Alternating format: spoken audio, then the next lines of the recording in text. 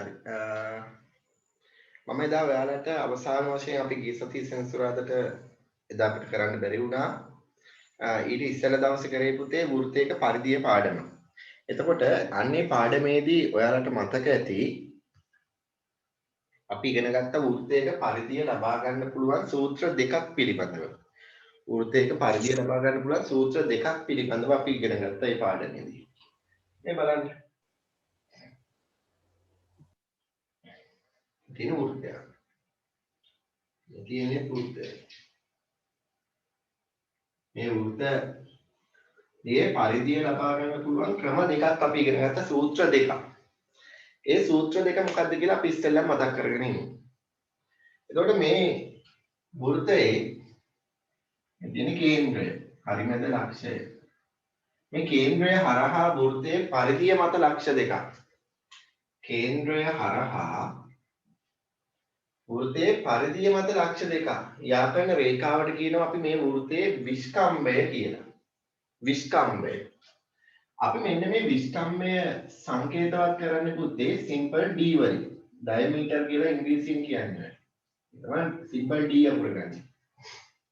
ඊට පස්සේ මෙන්න මේ ඕනම වෘත්තයක අපි එදා හොයලා බැලුවා. ඔයාලට මතක ඇති මූඩි කිහිපයක වටේ නූලක් කොතලා ඒ නූලේ දිග අරගෙන මේ වෘත්තයේ විස්කම්භය හොයලා අරගෙන කොළ කපලා දෙකට නවලා මේ අර නූලේ දිග ඒ කියන්නේ මේ වෘත්තයේ පරිධිය මේ වෘත්තයේ මේ වක්‍ර රේඛාවට කියන අපි මේ වෘත්තයේ පරිධිය කියලා වටේට. එතකොට මේ පරිධිය මේ විස්කම්භයෙන් බෙදුවහම ලැබෙන අගය හැම වෙලාවෙම නියත අගය කියලා අපිට හොයාගන්න අපිට දකින්න පුළුවන් වුණා. නියත අගයක් කියන එක. හරි. ඒ අනුව අපි ලබාගත් වෘත්තයක පරිධිය මේ පරිධිය පෙන්වන්නේ c වලින්. ලබා ගැනීම සඳහා සම්බන්ධයක් c සමානයි 5d කියලා. 5d කියලා. මෙන්න මේ නියතේ තමයි අපි 5 වලින් පෙන්වන්නේ. නියතගේ තමයි 5 වලින් පෙන්වන්නේ 3.0 ගානක් ආවේ. එතකොට මේ 5 වලගේ අපි ගත්තේ 7න් 22යි කියලා. මේ 22 7න් බෙදුවහම ලැබෙන අගයට ආසන්න වශයෙන් සමාන නිසා තමයි අපි ගත්තේ 5 සඳහා 7න් 22 කියන සම්බන්ධය. 7න් 22 කියන සම්බන්ධය. ඒ වගේම අපි දන්නවා මේ වෘත්තයක කේන්ද්‍රයේ ඉඳන් පරිධිය මත පිහිටි ඕනම ලක්ෂයකට මේ තියෙන පරිධිය ලක්ෂ අනන්ත සංඛ්‍යාවක් එකතු වීමෙන් මේ රේඛාව වක්‍ර රේඛාව ගොඩනැගිලා තියෙන්නේ. එතකොට මේ පරිධිය මත ඕනම ලක්ෂයකට මේ කේන්ද්‍රයේ ඉඳන් රේඛාවක් නිර්මාණය කරොත් ඒ රේඛා ඛණ්ඩයේ දිග නියත අගයක් වෙනවා. අන්නේ රේඛා ඛණ්ඩයේ දිග නියත අගයක් වෙනවා. මෙන්න මේ නියත අගයට අපි කියනවා මේ වෘත්තයේ අරය කියලා.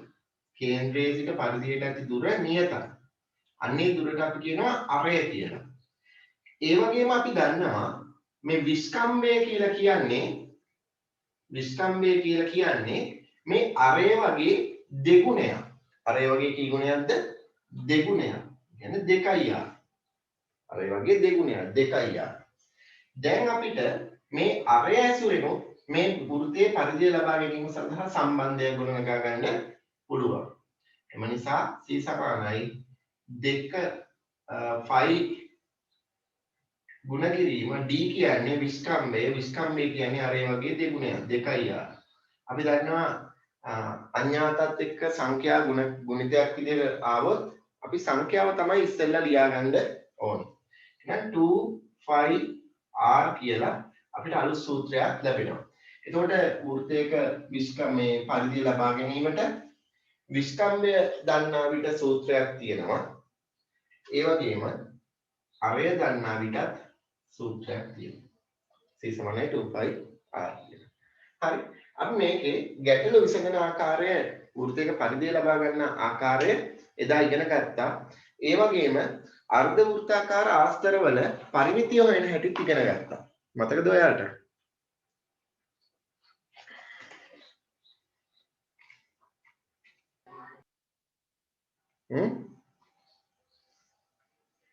අර්ධ වෘත්තාකාර ආස්තරවල පරිමිතිය හොයන හැටිත් ඉගෙන ගත්තා.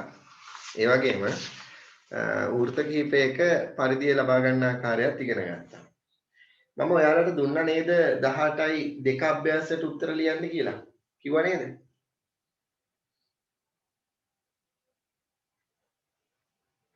දසුනි 18යි 2 අභ්‍යාසයට උත්තර ලියන්න කිව්වා නේද?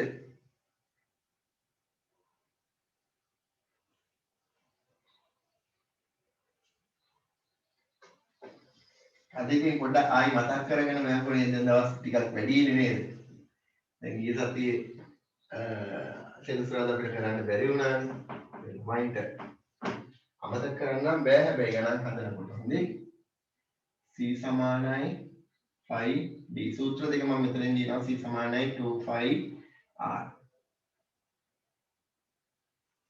හරි. අපි ගණන් කීපයක් හදලා අද පාඩමට එමු. ලියා ගන්න මේ ප්‍රශ්නේ. පහත දැක්වෙන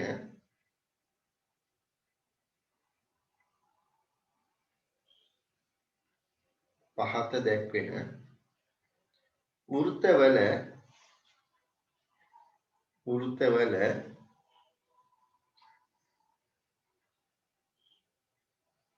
පරිධිය ලබා ගන්න නැත්නම් සොයන්න.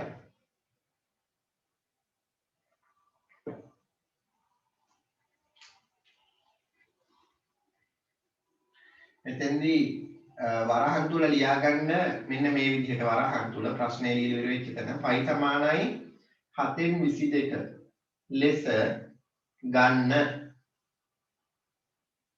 π සමානයි 7න් 22 ලෙස ගන්න. ඒකත් ලියා ගන්න.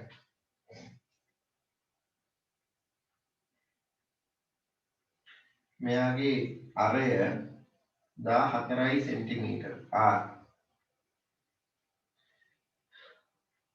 දෙවැනි එක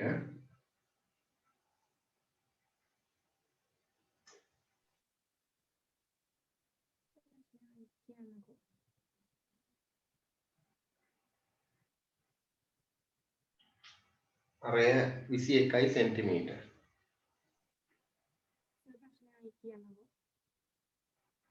ඔව් චමෝදිනි මට ඇහෙන්නේ නැහැ. පොඩ්ඩක් කියන්න අයියේ.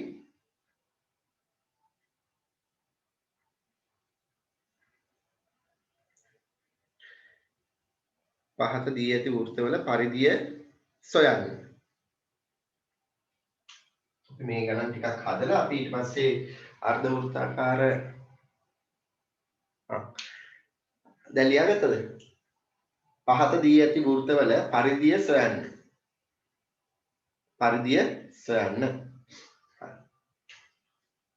මට හදමු. ඊට පස්සේ අපිට මේකේ ආශ්‍රිත ගැටලු විසඳන ආකාරය ඉගෙනගෙන අපිට යන්න පුළුවන් පයිතගරස් සම්බන්ධය කොටසට.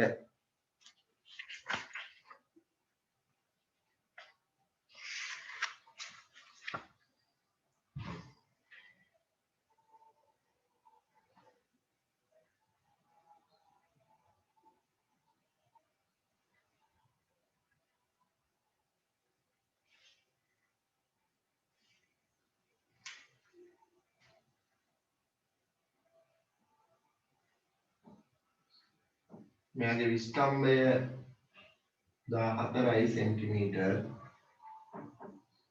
මෙයාගේ විස්තම්භය D 21යි සෙන්ටිමීටර්. ඔන්න 4 හදන්න ඉක්මනට. වේගෙන් හදන්න.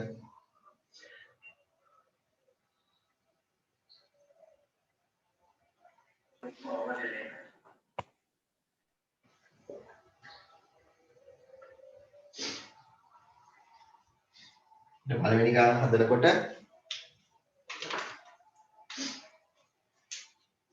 අරය දන්නවා නම් සූත්‍රය C සමානයි 2πr භාවිත කරන්න පුළුවන්.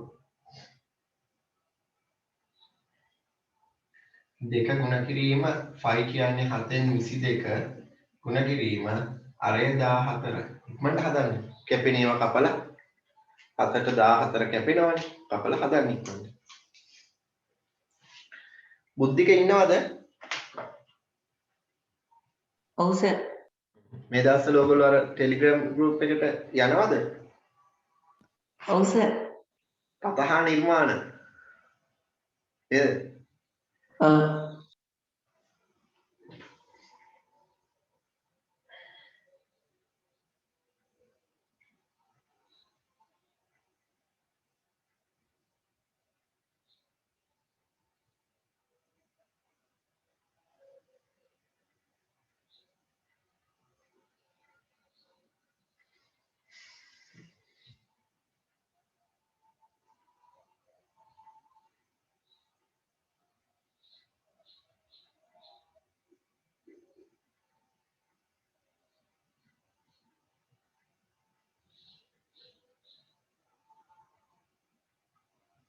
ඉමන් මේකේ මේ වෘත්ත හතරේ පරිධිය ඉක්මනට හොයාගන්න.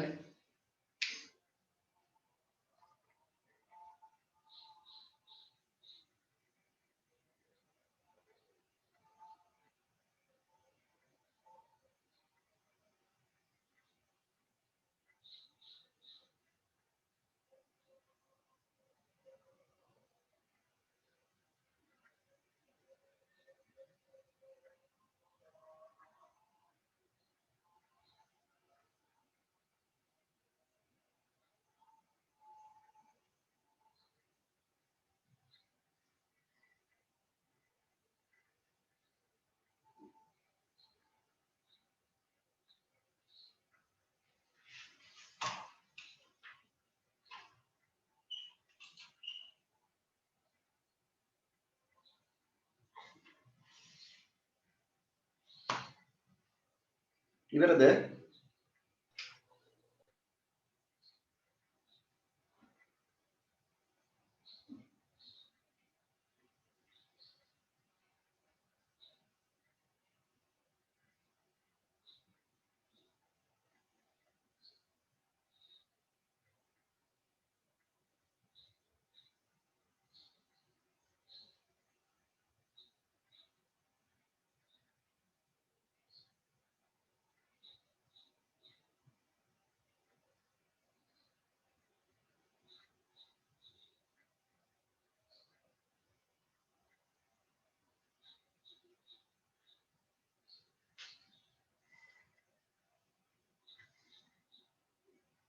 හරිද?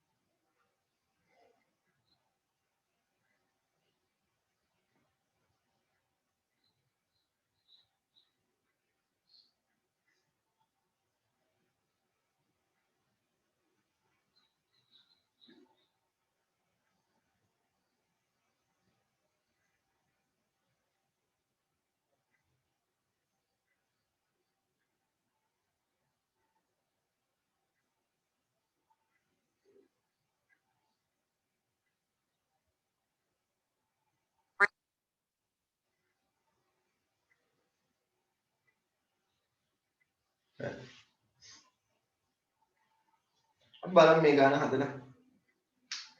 දැන් ගාන හදලා ඉවර නම් මට මැසේජ් එකක් එවන්න. හරි මේ තාම හදනවා හරි මොකක් හරි ඉවරනේ.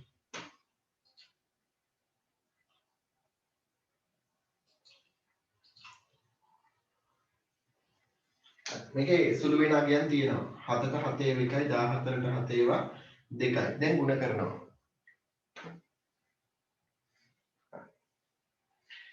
දෙවරක් 2 4යි 22 4න් වුණාම 88යි සෙන්ටිමීටර. නම් මෙන්න මේ වෘත්තයේ එක වටයක් ගමන් කරනකොට සෙන්ටිමීටර 88ක දුරක් තමයි ගමන් කරන්නේ. ඒ කියන්නේ වටේ දිග. වටේ දිග තමයි. දැන් අරය සෙන්ටිමීටර 14ක් වෙච්ච රෝදයක් අපි තිබුණා කියමු අපේ බයිසිකලේ එක. ඒ බයිසිකලේ මේ රෝදේ එක වටයක් පෙරලෙනකොට පෙරලෙනකොට සෙන්ටිමීටර 88ක දුරක් තමයි ගමන් කරන්නේ. ඉඳපු තැන ඉඳන් සෙන්ටිමීටර 88ක දුරක් ඉස්සරහට යනවා.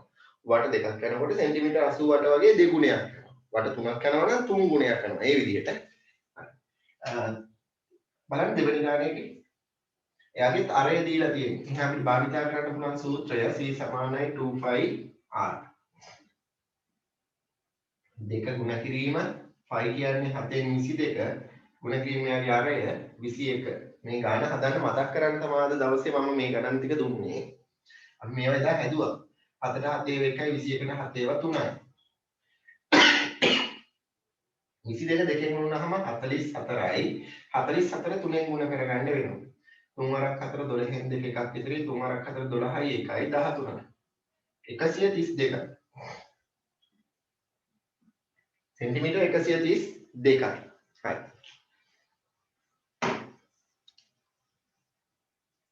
ඊට පස්සේ බලන්න පුතේ තුන්වෙනි ගාන. තුන්වෙනි ගාන බලන්න. එයාගේ නම් අපිට දීලා තියෙන්නේ විස්කම්භය නේ. D. විස්කම්භය තමයි දීලා තියෙන්නේ. හරි. විස්කම්භය තමයි අපිට දීලා තියෙන්නේ D සමානයි 14 සෙන්ටිමීටර් කියලා. එමනම් අපිට ඒ සඳහා පරිධිය ලබා ගැනීමට භාවිතා කරන්න පුළුවන් සූත්‍රය තමයි C සමානයි 5D කියලා කියන්නේ. විස්කම්භය තමයි. 5 කියලා කියන්නේ පුතේ 7න් 22 විස්කම්භය අපි ගන්නවා 14 විදිහට. 7ට 7 එකයි 14ට 7 ඒවා 2යි. 22 දෙකෙන් වුණාම අපිට ලැබෙනවා පිළිතුර සෙන්ටිමීටර් 44යි කියලා. සෙන්ටිමීටර් 44යි කියලා පිළිතුර ලැබෙනවා. බලන්න හතරවෙනි ගාන. එයාගෙත් තියෙන විස්කම්භය C සමානයි 5D සූත්‍රය අපිට ගන්න පුළුවන්. 5 කියන්නේ 7න් 22 ගුණ කිරීම 21 විස්කම්භය. 7ට 7 එකයි 21ට 7 ඒවා 3යි. 22 3ෙන් ගුණුනහම පිළිතුර සෙන්ටිමීටර් 66යි. මම පිළිතුර ලැබෙනවා සෙන්ටිමීටර් 66යි කියලා. හරි. දැන් අපි ඊළඟට වෘත්තාකාර අර්ධ වෘත්තාකාර ආස්තර කිහිපයක්. අර්ධ වෘත්තාකාර ආස්තර කිහිපයක්. පරිමිතිය ලබා ගන්න කොහොමද කියන බලමු. වටේ දිග. හරි. එතකොට අර්ධ වෘත්තාකාර ආස්තරයක් ගත්තොත් පුතේ මේ අර්ධ වෘත්තාකාර ආස්තරය ගොඩ නැගෙන්නේ මේ විස්කම්භයකින් සහ මේ ඡාපයකින්. මේ අර්ධ වෘත්තයේ තමයි මේ ඡාපය කියන්නේ. අර්ධ වෘත්තයේ විස්කම්භය රහිත කොටස තමයි අර්ධ වෘත්තය. එතකොට වෘත්තයෙන් හරියට මෙන්න මේ රූපය ගත්තොත් මම එදා ආස්තරයක් කියන්නේ මොකක්ද කියලා ආයෙත් කියා දුන්නා. අපි තහඩුවකින් ලෑලි කෑල්ලකින් නැත්නම් කාඩ්බෝඩ් එකකින් කපලා ගත්තොත් ප්ලාස්ටික් තහඩුවකින් කපලා ගත්තොත් මේ හැඩයක් අපිට ඒකට කියනවා ආස්තරයක් කියලා. ඒක සමචතුරස්‍රාකාර ආස්තරයක් වෙන්න පුළුවන්. ත්‍රිකෝණාස්ත්‍රාකාර ආස්තරයක් වෙන්න පුළුවන්. අර්ධ වෘත්තාකාර ආස්තරයක් වෙන්න පුළුවන්. හැඩතලයේ අනුව ඒකට නම වෙනස් වෙනවා. පොදුවේ ගත්තොත් ආස්තර කියලා අපි ඒකට කියන්නේ. ආස්තර. දැන් මෙන්න මේ තියෙන ආස්තරයේ අර්ධ වෘත්තාකාර ආස්තරයේ පරිමිතිය හොයනකොට වටේ දිග හොයනකොට අපිට මෙයාගේ ඡාප දිග හොයාගන්න වෙනවා. මෙන්න මේ ඡාප දිග අපිට හොයාගන්න වෙනවා. අන්නේ ඡාප දිගට මේ විස්කම්භය එකතු කළා නම් අපිට ලැබෙනවා පුතේ මේ තියෙන අර්ධ වෘත්තයේ පරිමිතිය. මේ බලන්න මෙයාගේ විස්කම්භය අපිට දීලා තියෙනවා නම් සෙන්ටිමීටර් 14යි කියලා. අපිට ඉස්සෙල්ලා මෙයාගේ පරිමිතිය හොයන්න ඡාප දිග හොයාගන්න වෙනවා. එහෙනම් මම මුලින්ම මෙතන ලියනවා ඡාප දිග කියලා. මට කියන්න මේ තියෙන වෘත්තාකාර වෘත්තයක මේ විස්කම්භය දන්නා විට වෘත්තයක පරිධිය ලබා ගැනීම සඳහා භාවිතා කරන්න පුළුවන් සූත්‍රය තමයි C සමානයි 5D. 5D. මෙයාගෙන් කොච්චරක්ද මේ අර්ධ වෘත්තය? හරියට දෙකෙන් එකක් වෙනවා. එහෙමනම් මේ 5 කියලා කියන්නේ පුතේ 7න් 22 ගුණ කිරීම මෙයාගේ විස්කම්භය වෙන්නේ 14 ගුණ කිරීම දෙකෙන් එක. කැපෙන ඒවා අපිට කපන්න පුළුවන් දැන්. 7ට 7 ඒවා 1යි 14ට 7 ඒවා 2යි 2ට 2 ඒවා 1යි මේ 2ට 2 ඒවා 1යි. ඉතිරි වෙන්නේ 22 සෙන්ටිමීටර් 22යි. ඔන්න මේ ඡාප දිග අපිට දැන් ලැබිලා තියෙනවා 22යි සෙන්ටිමීටර් කියලා. සෙන්ටිමීටර් 22යි කියලා ලැබිලා තියෙනවා. දැන් අපිට මෙයාගේ පරිමිතිය හොයන්න නම්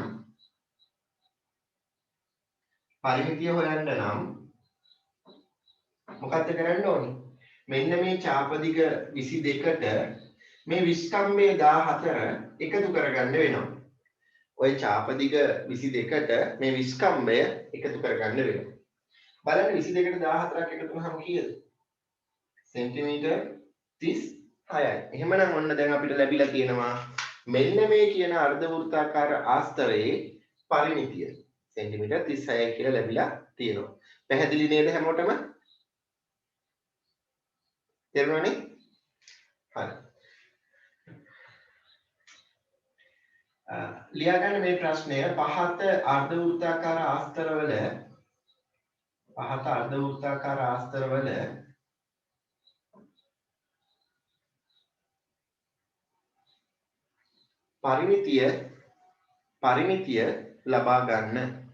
පරිමිතිය ලබා ගන්න.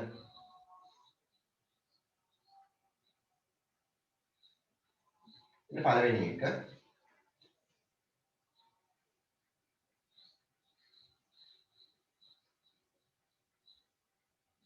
මෙයාගේ අරය තමයි මම දෙන්නේ.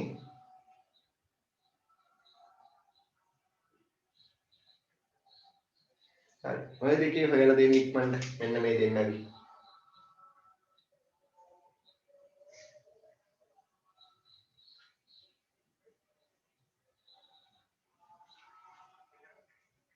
වේගෙන් හදන්න.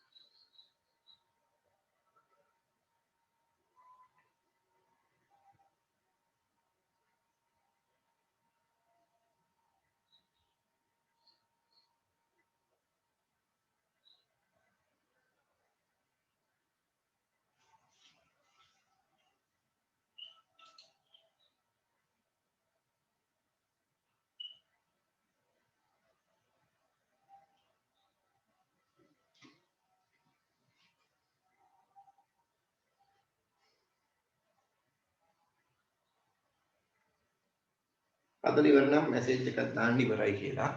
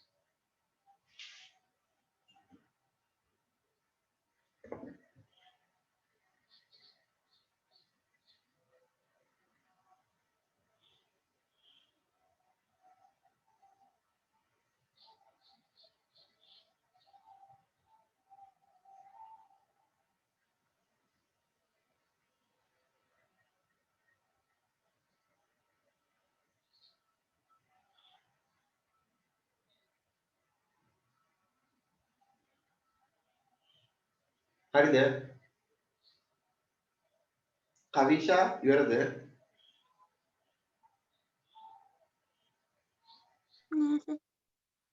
දැන් ඉක්මනට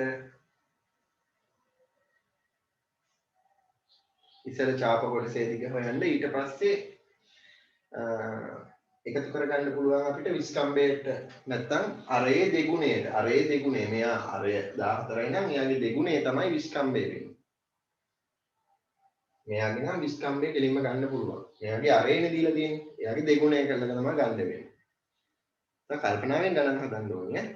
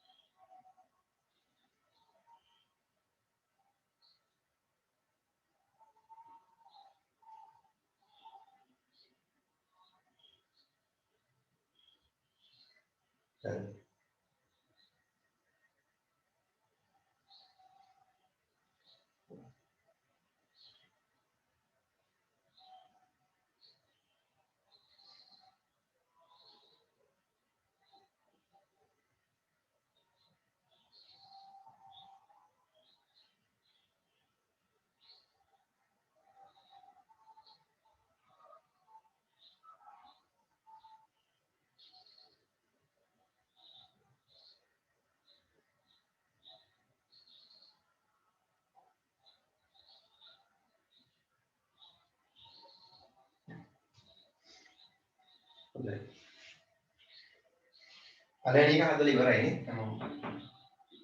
පටන් ගන්න. පරිභාගයට අනිවාර්යෙන් ගානක් එනවා නේ.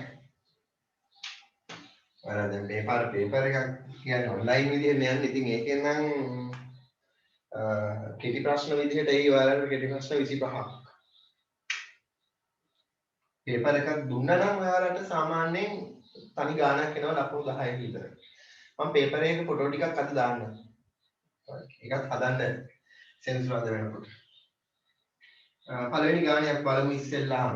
මෙයාගේ ඡාප දිග හොයාගන්න වෙනවා. ඡාප දිග C හොයාගන්න වෙනවා. දීලා තියෙන්නේ විස්කම්භය. එහෙනම් විස්කම්භය දන්නා විට පරිධිය ලබා ගන්න සූත්‍රය තමයි C සමානයි 5D. මේ වෘත්තයකින් හරියඩක් තියෙන්නේ. හරියඩක් කියන්නේ දෙකෙන් එක. දෙකෙන් එක. 5D කියන්නේ වෘත්තයේ පරිධිය හොයන සූත්‍රය. එයාගෙන් හරියඩක් දෙකෙන් එක. 5 කියලා කියන්නේ පුතේ 7 න් 22. මෙයාගේ විස්කම්භය 21යි. ගුණ කිරීම දෙකෙන් එක. ඔන්න ලැබෙනවා අපිට මේ වෘත්තයේ ඡාප දිග. 2ට 2 ඒවා 1යි 22ට 2 ඒවා 11ක් තියෙනවා. 7ට 7 ඒවා 1යි 21ට 7 ඒවා 3ක් තියෙනවා. දැන් 11 3ෙන් ගුණ වුණාම කීයද එන්නේ?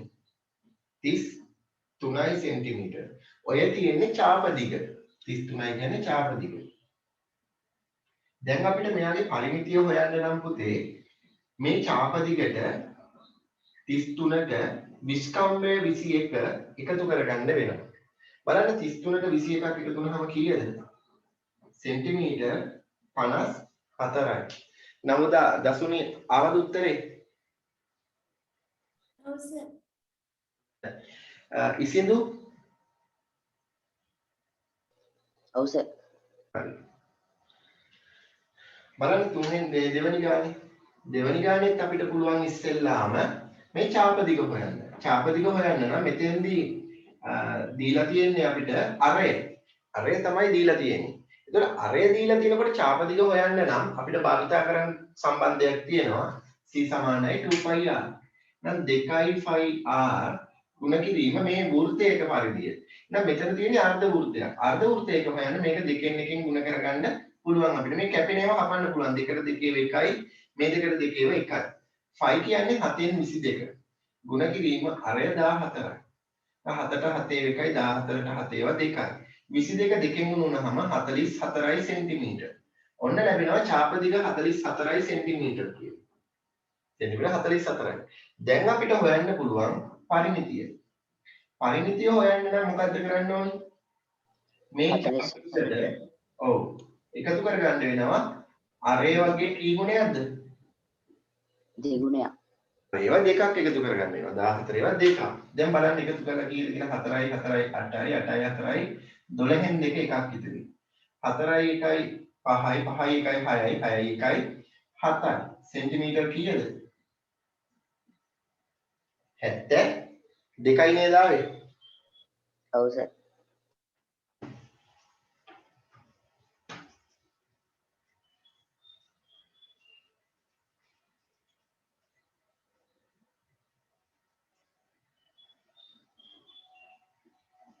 හරි. ලියා ගන්න අද මාතෘකාව අපි එදා උතන් 18යි 2 අභ්‍යාසයේ මට්ටම දක්වා තමයි කරේ. මෙන්න මේ මාතෘකාව ලියා ගන්න. වෘත්තයක පරිධිය ආශ්‍රිත ගැටලු විසඳීම අපි කරාද? කරා නේද? පාඩම ඉවර කරානේ. බලන්න ඉක්මන මාතෘකා ටික. මට මතක හැටියට නම් කරා.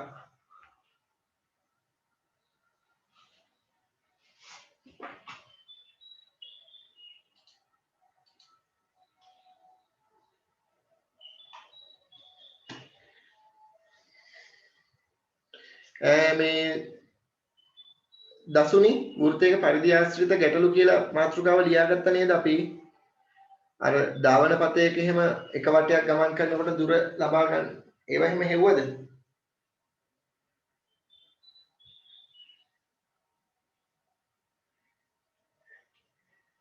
දැන් පොත වෙල්ලා බලන්නකෝ.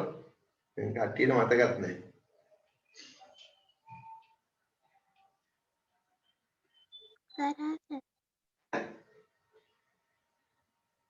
නැද්ද? කරලා තියෙන්නේ. ඒක තමයි. හරි. අපි ඒකෙන් ගානක් හදලා බලමුද? ඔයාලට මම 18යි 3 අභ්‍යාසයට උත්තර ලියන්න කියලා කිව්වා නේද?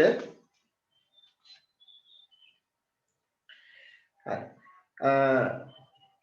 මේකේ පෙරලා ගන්න 18යි 3 අභ්‍යාස මාලාවට 18යි 3 අභ්‍යාස මාලාවට පෙරලා ගන්න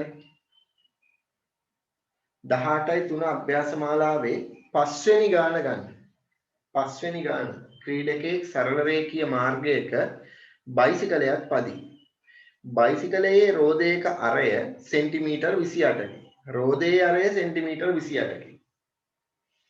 මේ බයිසිකලයේ රෝදයේ අරය සෙන්ටිමීටර් 28ක් කියලා කියනවා.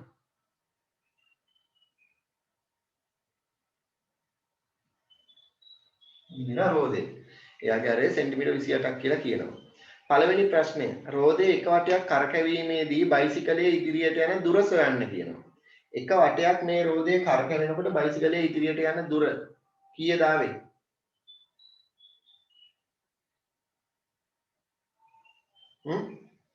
එතකොට අපිට මේක හොයන්න වෙනවා c සමානයි පරිධිය හොයන්න. පරිධිය තමයි අපෙන් අහන්නේ. c සමානයි 2πr 2πr අරේනේ දන්නේ. එහෙනම් 2 ගුණ කිරීම 5 කියන්නේ 7න් 22 ගුණ කිරීම අරය 28යි.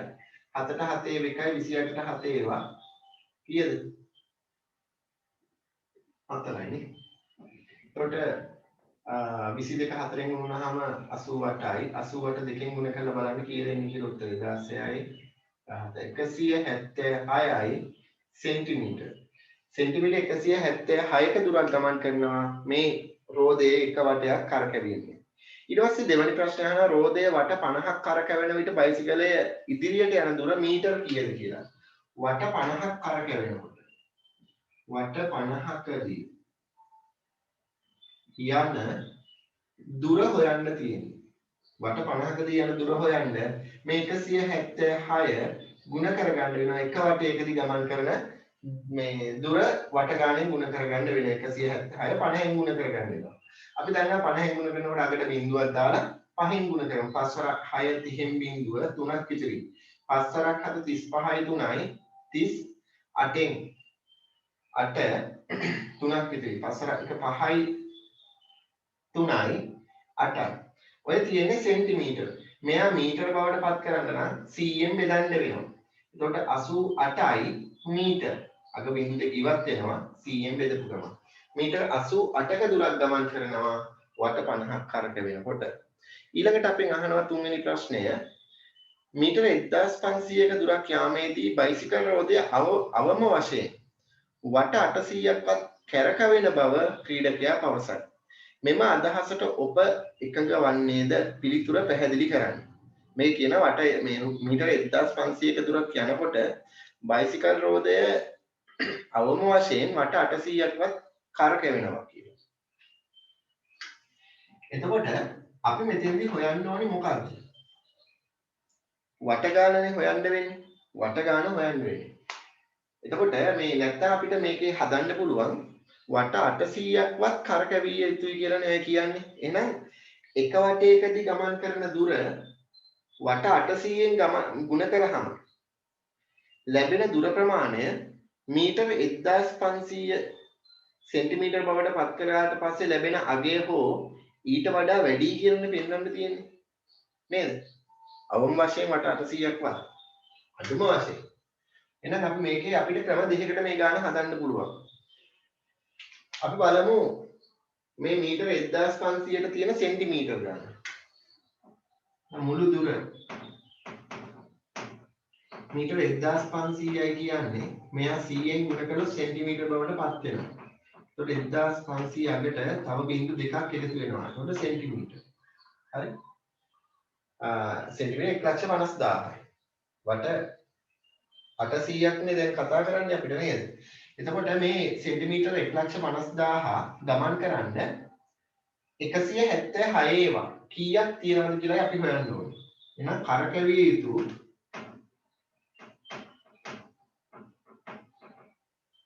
වට ගණන තමයි හොයන්න තියෙන්නේ. කරකැවිය යුතු වට ගණන.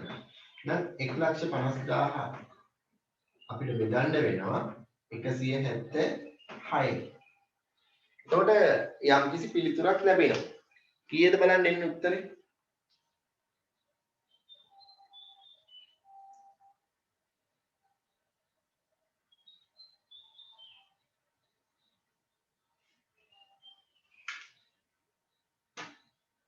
අටසිය 52යි ගානක් එන්නේ 176න් කීයද 176න් 852යි 176න් කීයද එන්නේ?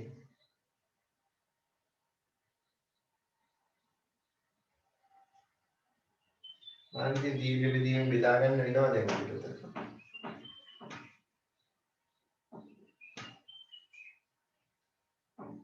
1,50,000 176න් බෙදන්න වෙනවා. 8ක් තියෙනවා. 8 වරක් 6 48න් 8 4ක් ඉතිරි 8 වරක් 7 56යි 4යි 60න් බිංදුව 6ක් ඉතිරි 8 වරක් 1 8යි 6යි 14යි අඩු කරනවා 2යි 9යි 92යි තබින්දුව ගන්න 920ට කීයක් තියෙනවද බලන්න 5යි 5 වරක් 6 30න් බිංදුව 3ක් ඉතිරි 5 වරක් 35යි 3යි 38න් 8 3ක් ඉදිරි 5 1 5යි 3යි 8 880 අඩු කරනවා බිංදුවයි දෙකෙන් 8ක් බෑ එක කරන 12න් 8 අඩු නම් 4යි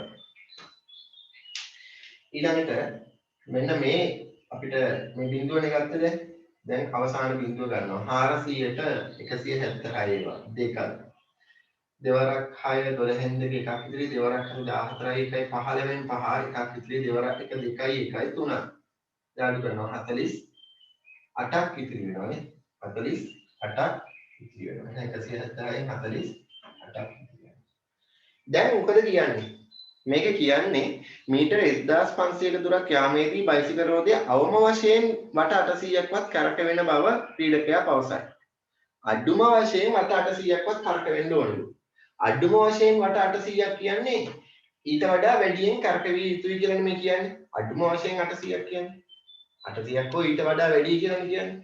දැන් මෙයාගේ පිළිතුරට ඕගොල්ලෝ එකක වෙනවද නැද්ද? මට කියන්න. එකඟ වෙනවා. ඔව් 852යි 176න් 48 විශාල වෙනවා වට 800ට වඩා. එහෙනම් අඩුම වශයෙන් වට 800ක් හෝ ඊට වඩා වැඩියෙන් කරකවිය යුතුයි. එකඟ වේ. එකඟ වේ. කියලා තමයි ගන්න තියෙන්නේ. හරි මේකේ මේ අපි අභ්‍යාස ටික සෙනසුරාදාට අනිවාර්යෙන් සාකච්ඡා කරමු.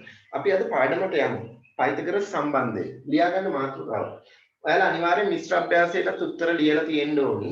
මිශ්‍ර අභ්‍යාසයට උත්තර ලියලා තියන්න. සෙනසුරාදාට මේ වෘත්තයක පරිධිය පාඩමේ සියලුම ගැටලු වලට පිළිතුරු හොයනවා. අද අපි පාඩමට යමු. පයිතගරස් සම්බන්ධය. මම ඔයාලට කිව්වා ප්‍රස්ථාර පොලයක් එහෙම හොයලා තියාගන්න කියලා නේද අද? කිව්වද එහෙම එකක්?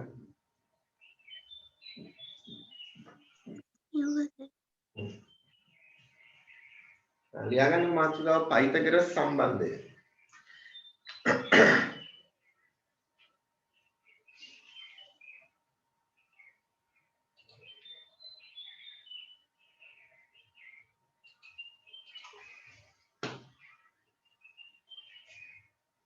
පයිතගරස් සම්බන්ධය.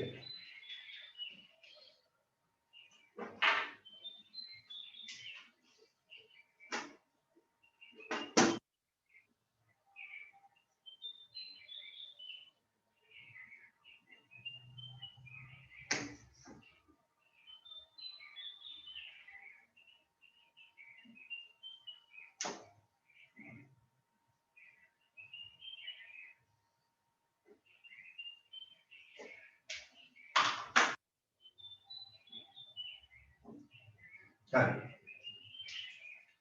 පයිතගොරස් සම්බන්ධය. ඔයාලට පේනවා ඇති මම මෙතන ත්‍රිකෝණයක් නිර්මාණය කරලා තිනවා ABC කියලා. ABC කියන ත්‍රිකෝණය මම නිර්මාණය කරලා තියෙනවා. මේ ත්‍රිකෝණය පුතේ කෝණ අණුව ගත්තොත් කුමන වර්ගයේ ත්‍රිකෝණයක්ද? කෝණ අණුව. කෝණ අණුව කුමන වර්ගයේ ත්‍රිකෝණයක්ද? පාද අණුව නම් විෂම ත්‍රිකෝණයක් කියලා පේනවා. කෝණ අණුව ගත්තොත් සුළු කෝණිකද, ඍජු කෝණිකද, මහා කෝණිකද? ඍජු කෝණික ත්‍රිකෝණයක්. ඒකට හේතුව තමයි මෙයාගේ අභ්‍යන්තර කෝණයක් විදිහට ඍජු කෝණයක් පවතින නිසා අපිට මෙයාට දෙන්න පුළුවන් සුදුසුම නම තමයි ඍජු කෝණික ත්‍රිකෝණය කියලා කියන්නේ. එතකොට මේ පයිතගොරස් කියන ගණිතඥයා පුතේ සොයා ගැනීම කිහිපයක් කරලා තියෙනවා. ගොඩක් කරලා තියෙනවා. එතකොට ඒවෙන් එකක් තමයි මේ තියෙන්නේ. හැබැයි මෙයා හොයාගන්නත් ඉස්සෙල්ලා මේක මේ ලෝකෙ මිනිස්සු දැනගෙන ඉඳලා තියෙනවා. මේක මේ දේ මේ සම්බන්ධය මේ ලෝකෙ මිනිස්සු දැනගෙන ඉඳලා තියෙනවා මේ පයිතගොරස් කියන ගණිතඥයා ඉදිරිපත් කරන්න ඉස්සෙල්ලා. හොයාගන්න ඉස්සෙල්ලා නෙවෙයි ඉදිරිපත් කරන්න ඉස්සෙල්ලා. හැබැයි ඉදිරිපත් කරලා තිබුණේ නෑ කවුරුවත්. මෙයා තමයි මේක විධිමත්ව ඉදිරිපත් කරේ. දැන් ඕගොල්ලන් ඔය අපේ ඉතිහාසයට ගිහිල්ලා බැලුවට පස්සේ ඔයගොල්ලෝ දැකලා තියෙනවා අපේ අනුරාධපුර රාජධානියට ගියාම පොළොන්නරු රාජධානියට ගියාට පස්සේ ඔයගොල්ලෝ දැකලා තියෙනවා ඇති ඔයගොල්ලෝ ගිහිල්ලා ඇති මම හිතනවා විස්මිත නිර්මාණ ටිකක් තියෙන්නේ අපේ කලා නිර්මාණ ටිකක් තියෙනවා රාජමාලිගාවල් තියෙනවා නේද දාගැබ් තියෙනවා විහෙර විහාර තියෙනවා එතකොට ඔන්නේ සියලු නිර්මාණවල ඉදිකිරීමේදී මෙන්න මේ තාක්ෂණය මෙන්න මේ කියන සම්බන්ධය මේ සම්බන්ධතාව සලකලා තමයි ඒ කාලේ මිනිස්සු කරලා තියෙන්නේ. කියන්නේ අපේ මිනිස්සුත් දැනගෙන ඉඳලා තියෙනවා ඒ කාලේ ඔය සම්බන්ධ. එතකොට අතීතේ ගොඩාක් අතීතයට ගියාට පස්සේ මිනිස්සු මේක දැනගෙන ඉඳලා තියෙනවා. දැන් ඔය ඊජිප්තුවේ පිරමීඩ නිර්මාණයේදී එහෙම හරියටම ඔය මේ ඒ පතුල සමචතුරස්‍රාකාර පිරමීඩයක් මෙතන නිර්මාණය කරලා තියෙන නේද? එතකොට ඒකේ ඍජු මුල්ල අරගෙන තියෙන ආකාරයේදී එහෙම සලකලා බලනකොට ඒගොල්ලෝ මේ සම්බන්ධය දැනගෙන ඉඳලා තිබිලා තියෙනවා. නමුත් ඉදිරිපත් කරේ පුතේ විධිමත්ත මේ පයිතගොරස් කියන ගණිතඥයා තමයි. හරි. මේ ඍජුකෝණික ත්‍රිකෝණය සැලකුවාට පස්සේ අපි දන්න ඕනම ත්‍රිකෝණයක දිගින් වැඩිම පාදයේ තියෙන්නේ මොන කෝණයට ඉදිරියෙන්ද? මොන කෝණයට ඉදිරියෙන්ද? දිගින් වැඩිම පාදය ගැන මම අහන්නේ.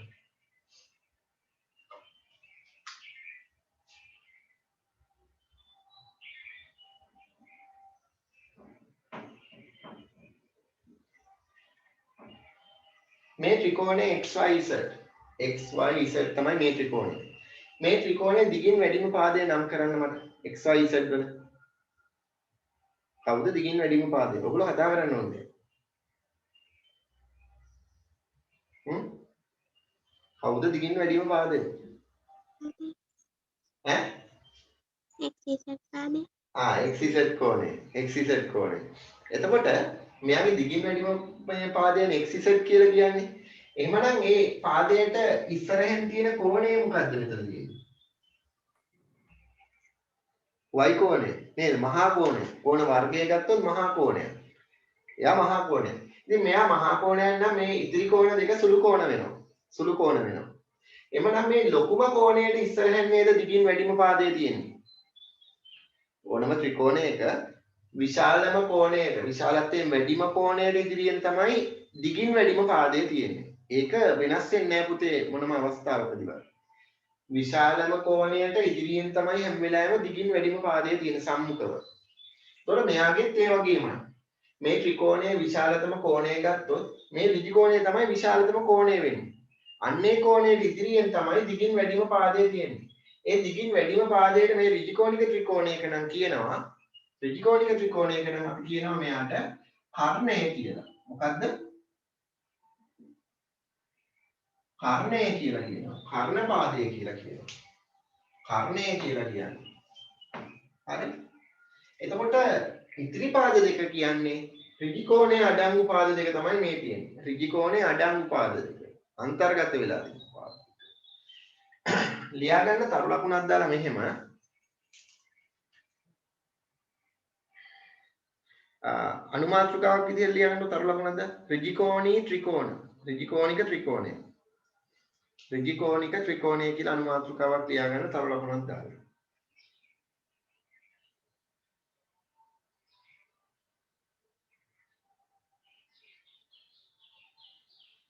ලියාගන්න කෙටිරුලකින් අභ්‍යන්තර කෝණයක විශාලත්වය අභ්‍යන්තර ත්‍රිකෝණයක අභ්‍යන්තර කෝණයක කෝණ එකක ත්‍රිකෝණයක අභ්‍යන්තර කෝණ එකක විශාලත්වය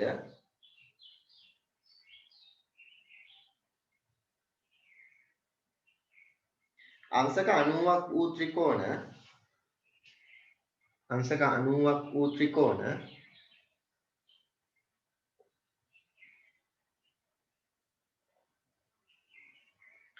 ඍජු කෝණික ත්‍රිකෝණ ලෙස හඳුන්වයි. ඍජු කෝණික ත්‍රිකෝණ ලෙස හඳුන්වයි.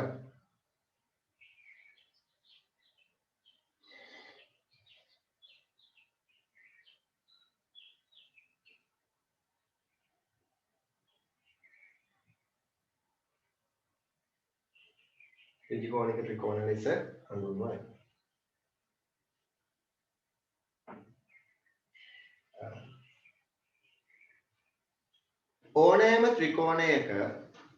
ඕනෑම ත්‍රිකෝණයක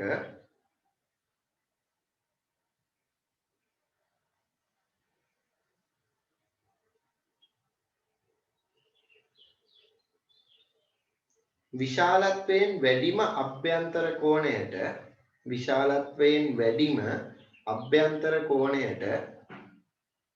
ඕනෑම ත්‍රිකෝණයක විශාලත්වයෙන් වැඩිම අභ්‍යන්තර කෝණයට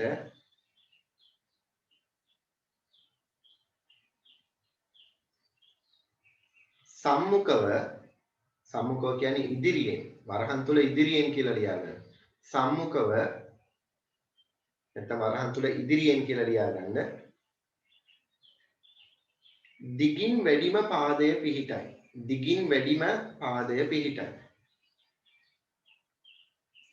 වරහන් වහලා ලියාගන්න දිගින් වැඩිම පාදය පිහිටයි.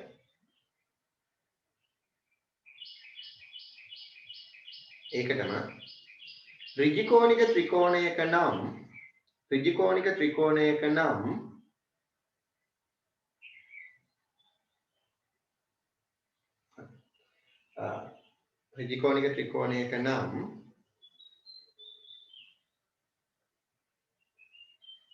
දිගින් වැඩිම පාදය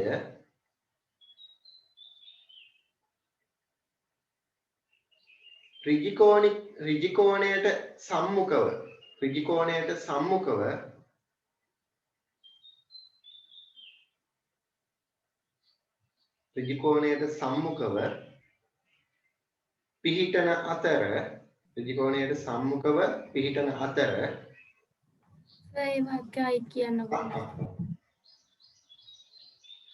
එය කර්ණය ලෙස හඳුන්වයි.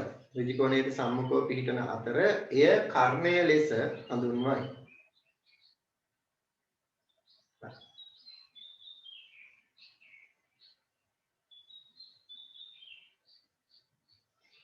ඔයා ඍජු කෝණික ත්‍රිකෝණයක් කියන එක ලියාගත්තනේ චමෝදිනි?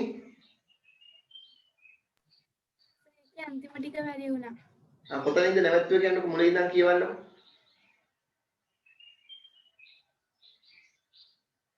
මුලින් ඉඳන් කියවගෙන යන්න මම නවතිච්ච තැන ඉඳන් ඉස්සරහට කියන්න. ත්‍රිකෝණයක අභ්‍යන්තර කෝණ එච්චරද? ඔව් එතන එක වචනයක් ලියා ගන්න බැරි වුණා. ත්‍රිකෝණයක අභ්‍යන්තර කෝණයක් ලෙස ඍජු කෝණයක් පවතී නම් එය ඍජු කෝණික ත්‍රිකෝණයක් ලෙස හඳුන්වයි. හරිද?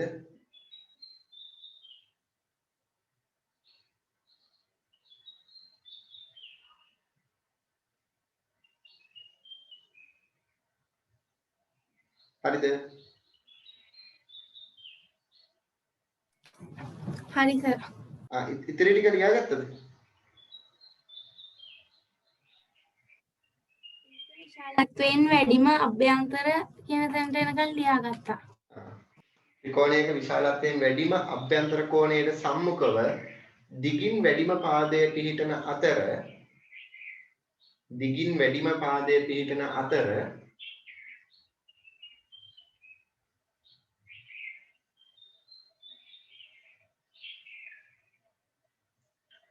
ත්‍රිකෝණික ත්‍රිකෝණයක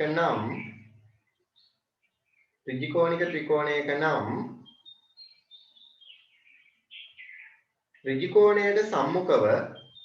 ත්‍රිකෝණයට සම්මුඛව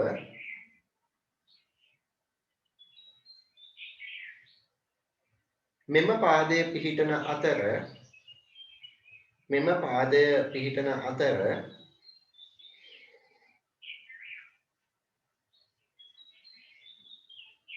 එය කර්ණය ලෙස හඳුන්වයි. කර්ණය. දැන් ඔයාලා මේ ත්‍රිකෝණය ඇඳලා කර්ණය නම් කරගන්න.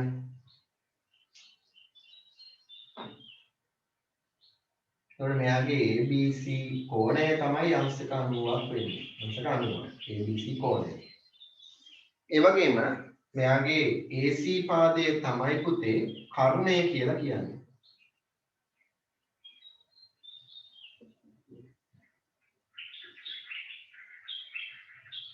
ඊට පස්සේ AB හා BC කියලා කියන්නේ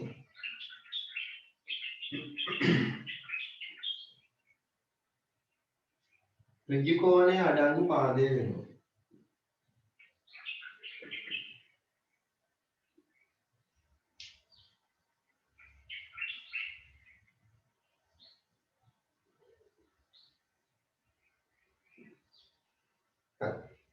මේ ත්‍රිකෝණය ඇඳලා මේ තුන යටින් ලියා ගන්න.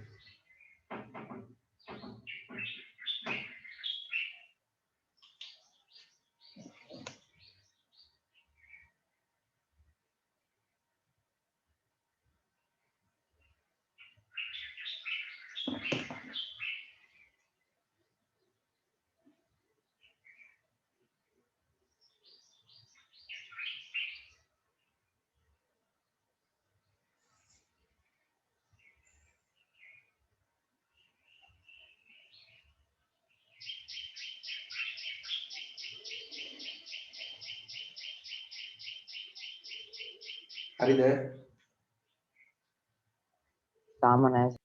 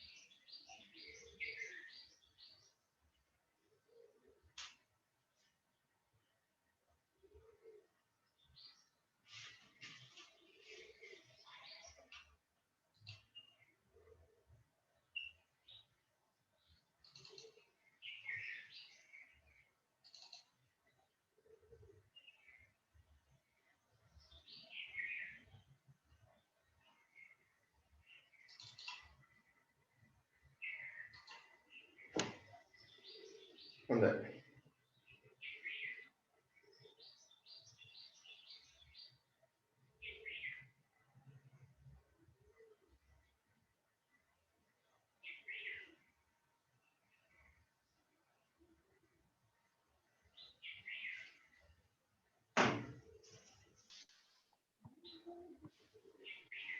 කොහොමද?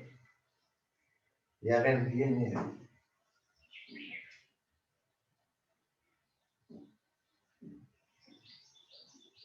මේ බලන්න මම සමචතුරස්‍රයක් අඳිනවා. මේ සමචතුරස්‍රයේ ලක්ෂණ අපි තවත් ඔයගොල්ලෝ දන්න ලක්ෂණ තියෙනවනේ නේද? දන්න ලක්ෂණ ටික තියෙනවනේ. ඒ ලක්ෂණට වඩා ඉස්සරහට තව ඉගෙන ගන්නවා අපි 10 වසරේදී. තවත් ලක්ෂණ කීපයක් තියෙනවා නේ. මේ බලන්න කොහොම සමචතුරස්‍රයක් අඳින්නේ.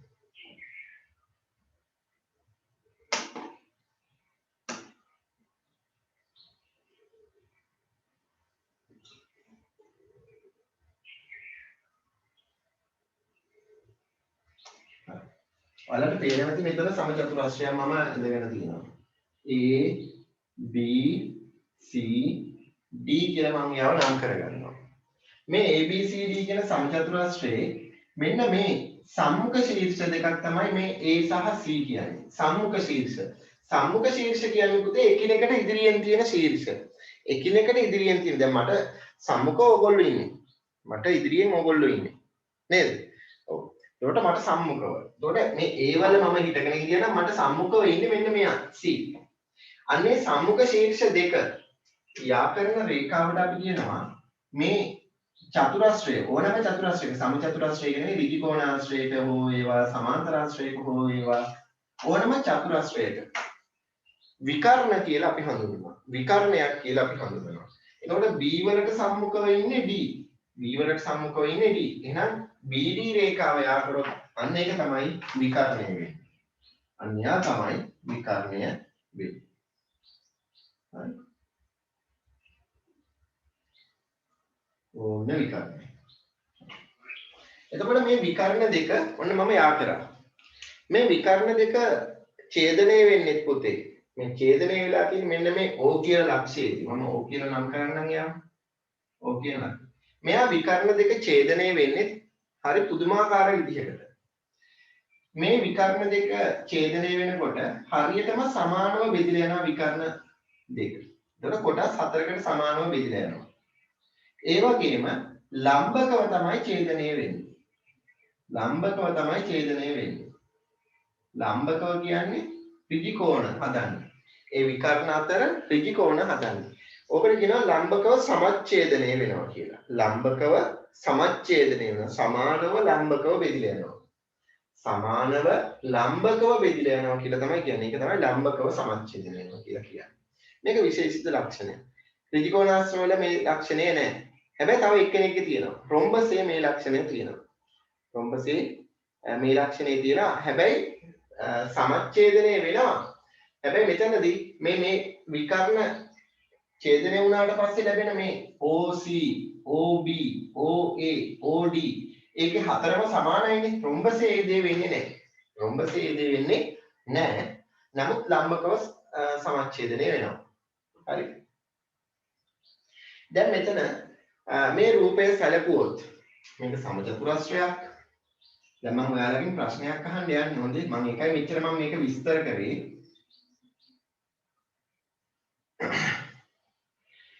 මේ රූප සටහන තුල ඍජු කෝණික ත්‍රිකෝණ කීයක් තිබේද? මොකද මම අහන ප්‍රශ්නේ. ඍජු කෝණික ත්‍රිකෝණ කීයක් තිබේද? ඍජු කෝණික ත්‍රිකෝණ කීයක් තිබේද?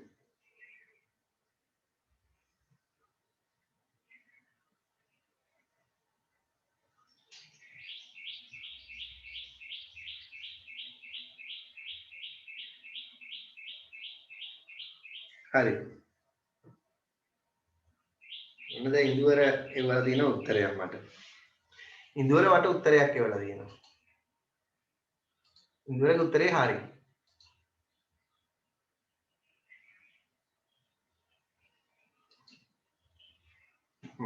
දැන් කට්ටියම දන්නවා උත්තරේ. කීයද උත්තරේ? 8යි. ඍජු කෝණික ත්‍රිකෝණ 8ක් තියෙනවා. මේ ලොකු සමචතුරස්‍රයේ සලකුවොත් මේකේ මුළු හතර තුලම ඍජු කෝණික ත්‍රිකෝණ 4ක් තියෙනවා. එතකොට මේ ABC කියන්නේ ඍජු කෝණික ත්‍රිකෝණය. BCD කියන්නේ ඍජු කෝණික ත්‍රිකෝණය.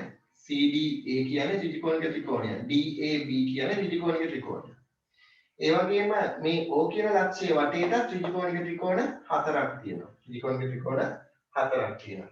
එවනම් මෙතන මේ තියෙන ඍජු කෝණික ත්‍රිකෝණ 8 සඳහාම කර්ණයන් පවතිනවා නේද? 8ක්.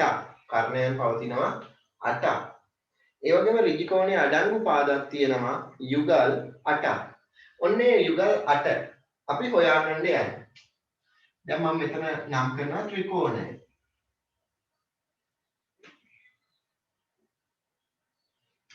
ඒ ත්‍රිකෝණයේ ඒ අදාළ ත්‍රිකෝණයේ කර්ණය ඍජු කෝණික ත්‍රිකෝණයේ කර්ණය. ඊට පස්සේ ඍජු කෝණය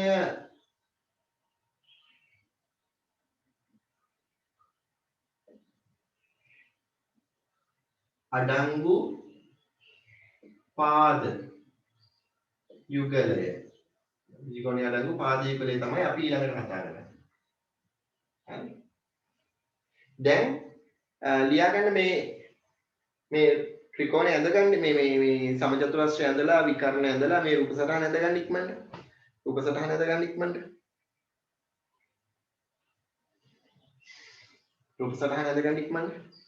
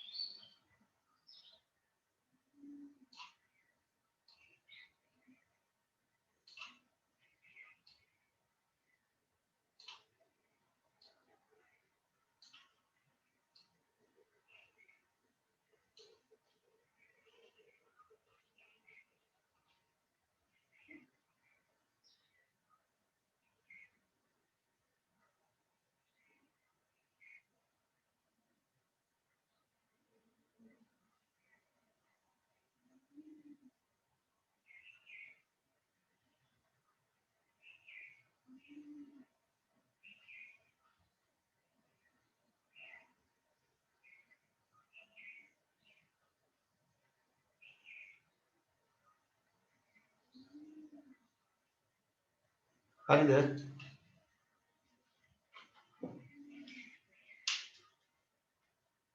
ඔව් වගුවක් ඇඳ ගන්න. වගුවක් ඇඳ ගන්න. වගුවක් ඇඳ ගන්න. දැන් මෙයාගේ බලන්න. මම දැන් එකක් ඔයාලට පැහැදිලිව පෙන්නනවා. මේ පැත්ත බලා ගන්න. ඉස්සෙල්ලාම සමචතුරස්‍රයේ සරකලා තමයි ඍජුකෝණික ත්‍රිකෝණ ටික අපි එළියට ගන්න. පළවෙනි එක මම ගන්නවා ABC කියන ඍජුකෝණික ත්‍රිකෝණය. ABC කියන ඍජුකෝණික ත්‍රිකෝණය ගන්නවා.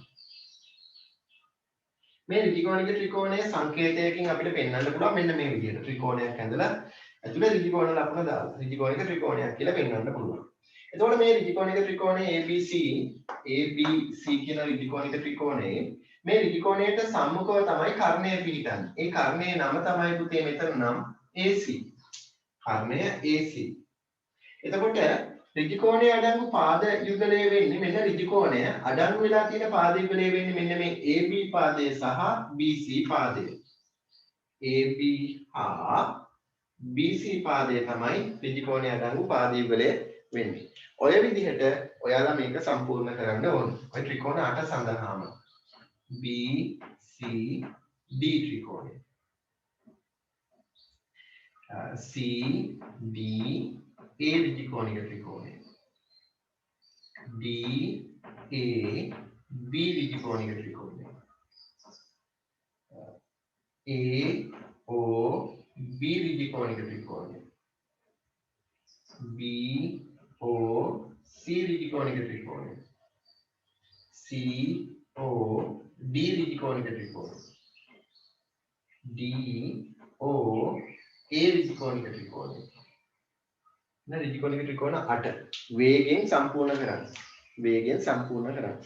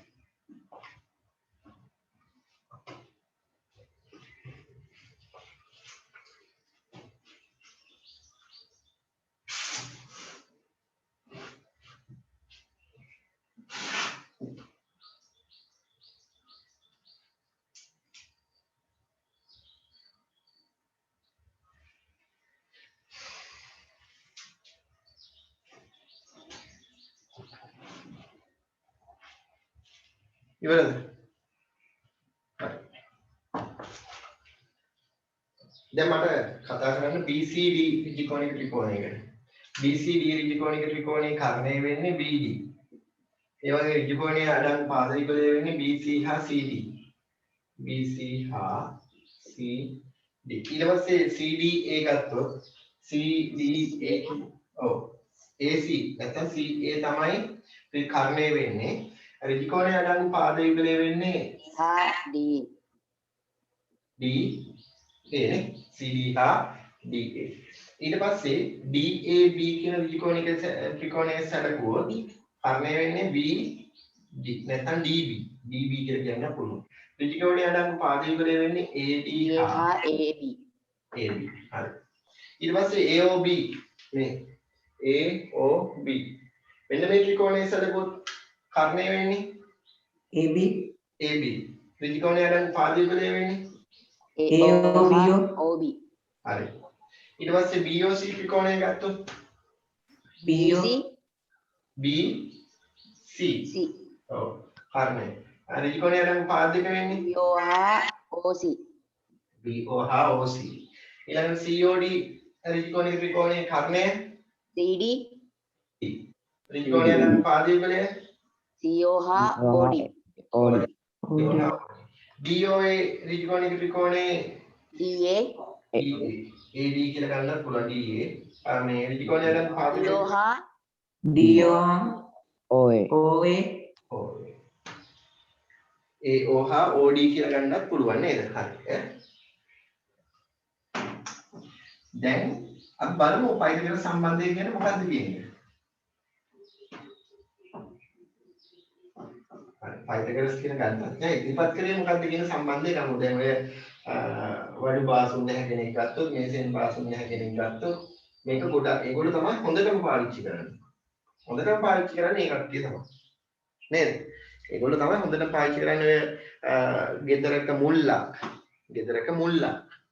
හරියටම ඍජුකෝණයක්නේ. මුල්ල ඍජුකෝණිකවනේ අරන් තියෙන්නේ. එතකොට ඒ ඍජුකෝණිකව ගන්නකොට ෆවුන්ඩේෂන් කපනකොට එහෙම නූල් ගහනවා. ඒ නූල් ගහනකොට ඒගොල්ලෝ අර වියතෙන් මැනගෙන මේ වියතක් කියලා කියනවා. ඒකෙන් මැනගෙන අර පොඩි රට්ටක් හරි මොකක් හරි කෝටු කෑල්ලක් අර නූල ඈඩ් කරලා දානවා. ආයෙත් අර පැත්තට මැනගෙන ගිහිල්ලා ආයෙත් දානවා. ඔය විදිහට හරියටම ඍජුකෝණික මුල් එන විදිහට ගන්නවා. ඔය අරන් තියෙන්නේ පයිතගරස් කියන ගණිතඥයා හොයාගත්ත සම්බන්ධයට අදාළ සංඛ්‍යාත්මක සම්බන්ධතා කිහිපයක් තියෙනවා. අන්නේ සම්බන්ධතා වලින් තමයි ඒගොල්ලෝ මේක හොයාගන්නේ හරියටම. හරි. අනුමාත්‍රිකාවක් ලියාගන්න පුතේ පයිතගරස් සම්බන්ධය කියලා. අනුමාත්‍රිකාවක් ලියාගන්න පයිතගරස් සම්බන්ධය කියලා. දැන් ඔයාලා ගාව තියනවද ප්‍රස්ථාර කොලයක් හරි කොටු කොලයක් හරි මොකක් හරි? කොටු කොලයක් වුණා කමන්නේ.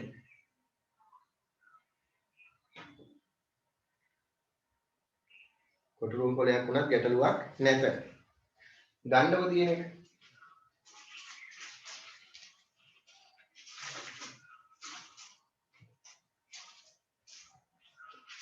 ප්‍රස්ථාර කොලේ ගන්නව.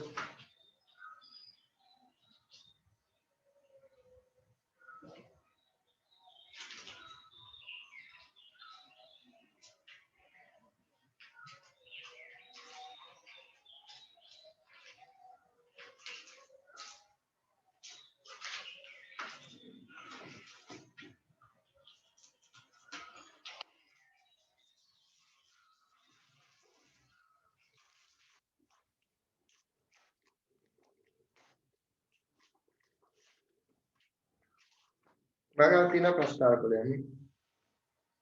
මගේ ප්‍රස්ථාර කොලයක් තියෙනවා මගාව. ගත්තද ඔයාලා?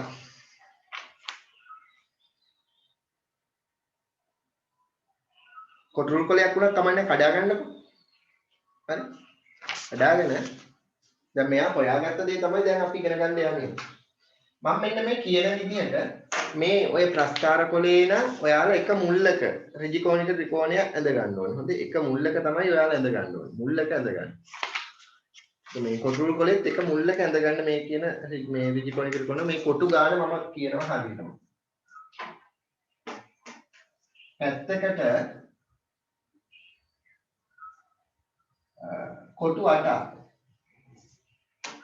මම මිනුම් සහිතව අදින්නම්. මිනුම් ටික දාන්නම්කෝ. මෙන්න මේ ත්‍රිකෝණික ත්‍රිකෝණය ඇඳ ගන්න ඕනි ඔයාලා. ඔයාලා ඇඳ ගන්න ඕනි මේ ත්‍රිකෝණික ත්‍රිකෝණය.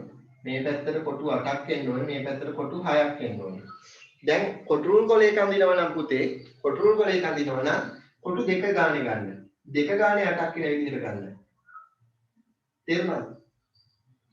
දෙක ගානේ 8ක් කියන විදිහට ගන්න. එතකොට මේ කුඩා කොටු 16ක් එන්න ඕනේ මේ පාදයට. 8ක් කියන විදිහට ගන්න. හොඳද? මේ පැත්තට කුඩා කොටු 12 එන විදිහට දෙක ගානේ ගන්න. එක ගානේ ගත්තත් ගැටලුවක් නැහැ. එක ගානේ ගත්තත් ගැටලුවක් නැහැ. හොඳේ.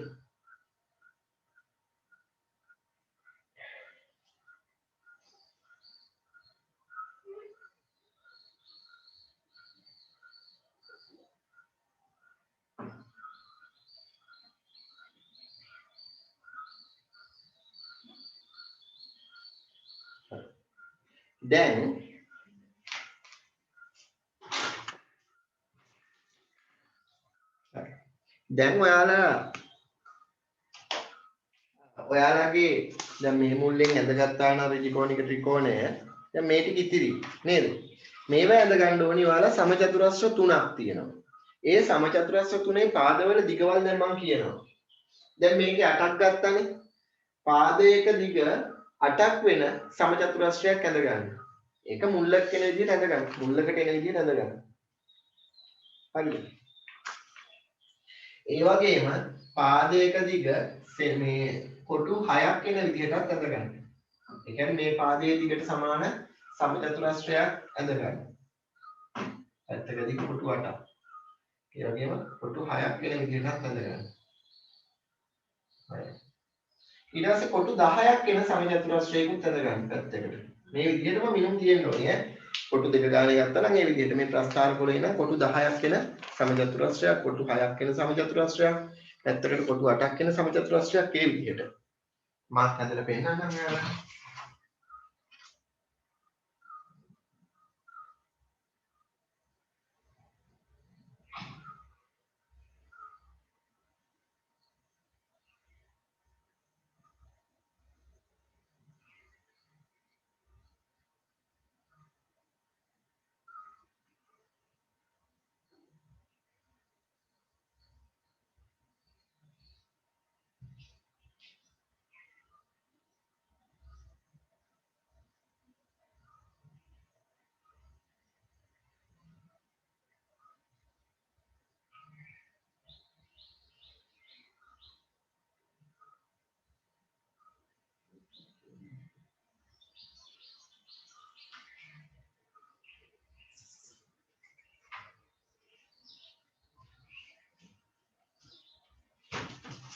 ඇඳලා ඉවරද?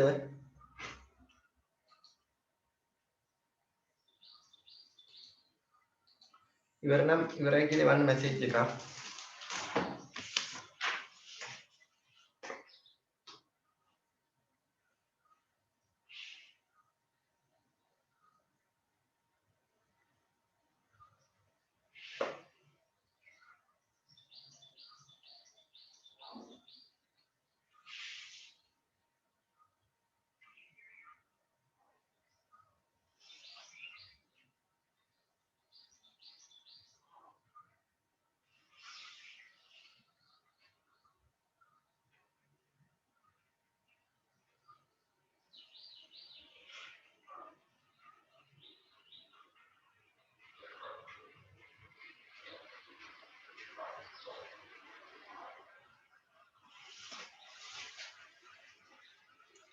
ඇඳලා ඉවරද?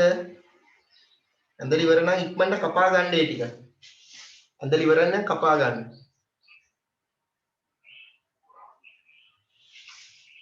ඇඳලා ඉවරයි නම් කපා ගන්න.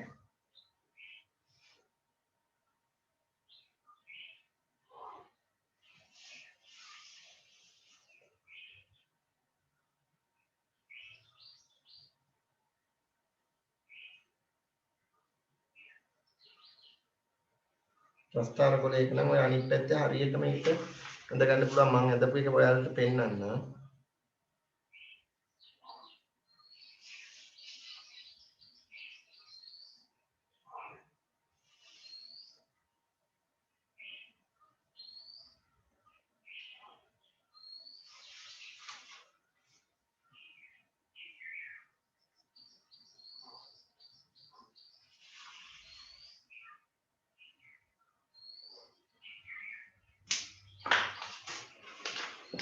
ඔය විදිහට ඔයාලට ඇවිල්ලා ඇති නේද? හරි. දැන් මම මේ ටික කපා ගන්න. මේ ඍජුකෝණික ත්‍රිකෝණයත් මේකේ කොටු 10යි මේකේ කොටු 8 පැත්තකට 8ක් වෙන විදිහට මේකේ කොටු පැත්තකට 6ක් වෙන විදිහට. ඉක්මනට කපා ගන්න.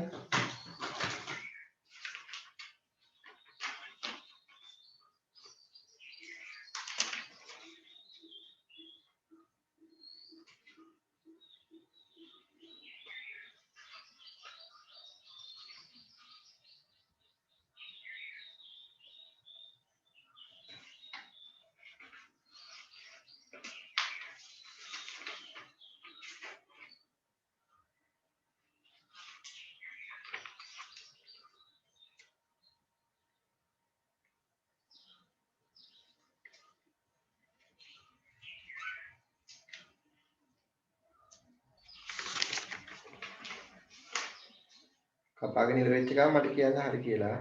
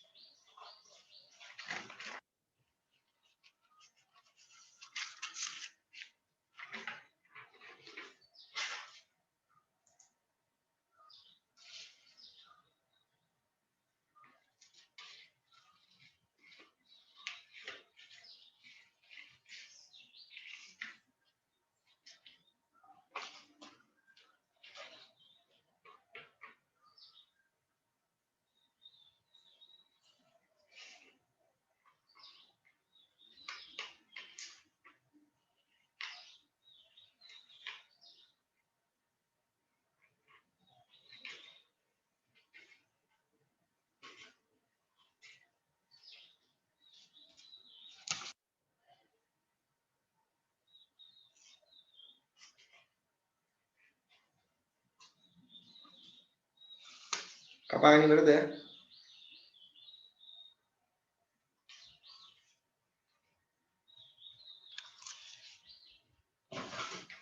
හරි මෙන්න මම කපා ගත්තා. මේ තියෙන ලොකු සමචතුරස්‍රය පැත්තකට කොටු 10ක් වෙන සමචතුරස්‍රය මේ තියෙන පැත්තකට කොටු 8ක් වෙන සමචතුරස්‍රය මේ තියෙන පැත්තකට කොටු 6ක් වෙන සමචතුරස්‍රය. මෙයාගේ පැත්තකට කොටු 8යි. මෙයාගේ පැත්තකට කොටු 5යි. මේ තියෙන්නේ මගේ ත්‍රිකෝණය, ත්‍රිකෝණික ත්‍රිකෝණය. හරි. මෙයාගේ මේ පාදයට 8ක් තියෙනවා කොටු ඇවිල්ලා. මේ පාදයට කොටු 6ක් තියෙනවා. හරි. ඔයාලා කපාගෙන ඉවරයි නේද දැන්? දිලුකි ඉවරද? දිලුකි?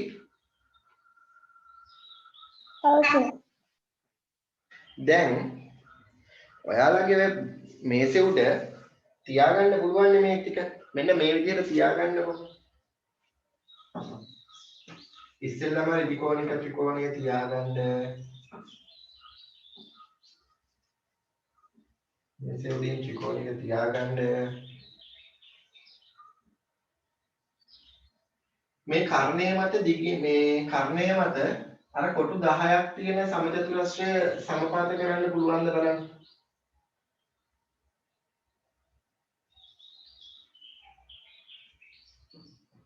ඔහොම තියාගන්න පුළුවන්ද බලන්න. පුළුවන්.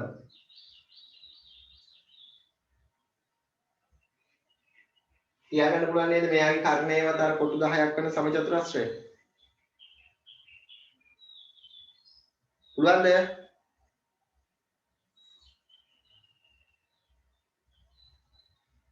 දසුනි පුළුවන් නේද?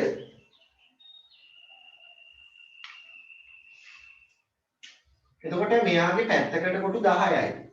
පැත්තකට කොටු 10යි. එතකොට 10 10න් ගුණ වුණාම අපි දන්නවා මේ සමචතුරස්‍රයේ වර්ගඵලය වර්ග එකක 100ක් එනවා. එක කොටුවක වර්ගඵලයේ වර්ග එකක එකක් නම් වර්ග එකක 100ක් එනවා. ඒ කියන්නේ 10 වර්ගයෙන් 10 වර්ගයෙන් ලැබෙනවා මේ සමචතුරස්‍රයේ වර්ගඵලය. මෙයාගේ පැත්තක දිගේ වර්ගයෙන්. ඒ කියන්නේ මේ කර්ණයේ 10යි.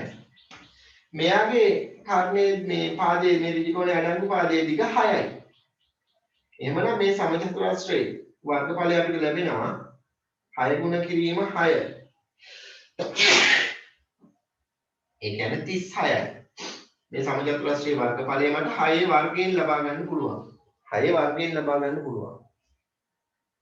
මේ පාදයේ දිග 8යි. එතකොට මෙයාගේ 8 වර්ගයෙන් ඒ කියන්නේ 8 ගුණ කිරීම 8ෙන් ලබා ගන්න පුළුවන් වර්ගඵලය 64යි කියලා.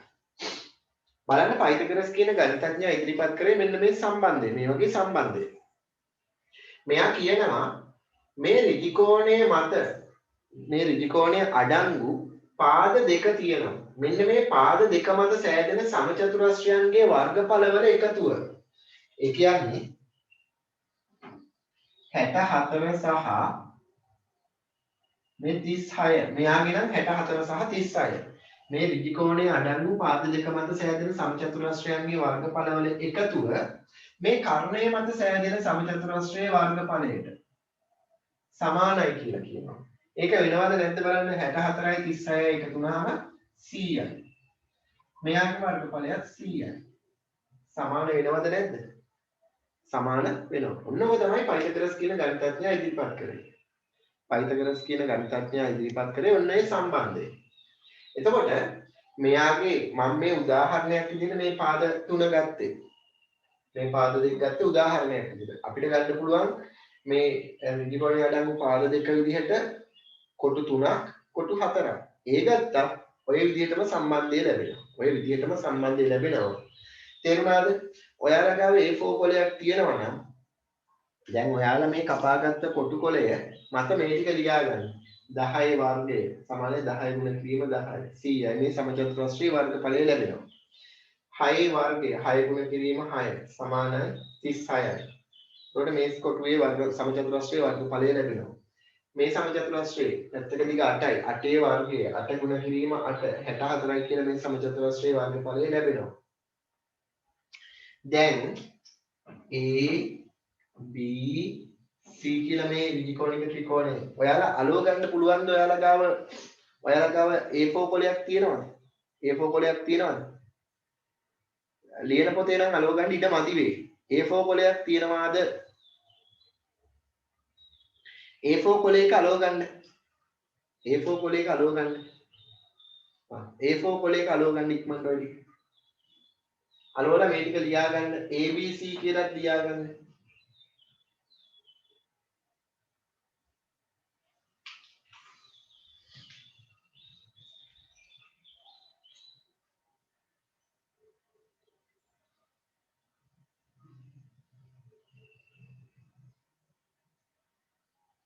මමත් අලුව ගන්නවා.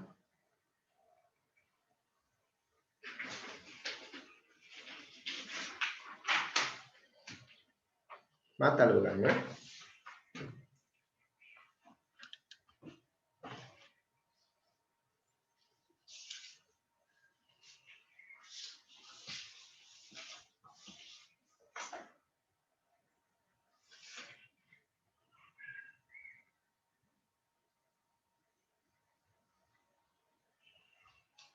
එතකොට තියලා බලලා තමයි හරියටම අලවන්න වෙන්නේ. නැත්තම් පිටපනිනවා. පිටපනින් නැති වෙන විදිහට අලව ගන්න.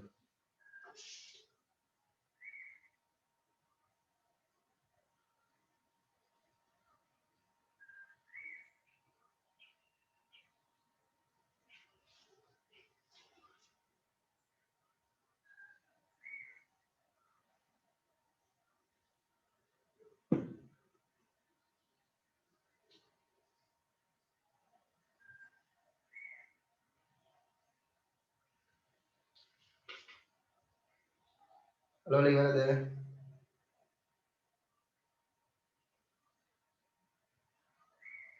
මේක කපලත් අලවන්න පුළුවන්. ඒ කපලාලු වල විදිහත් මම ඔයාලට නිකන් ඇනිමේෂන් එකකින් පෙන්නන්න මම ඇදපු එක.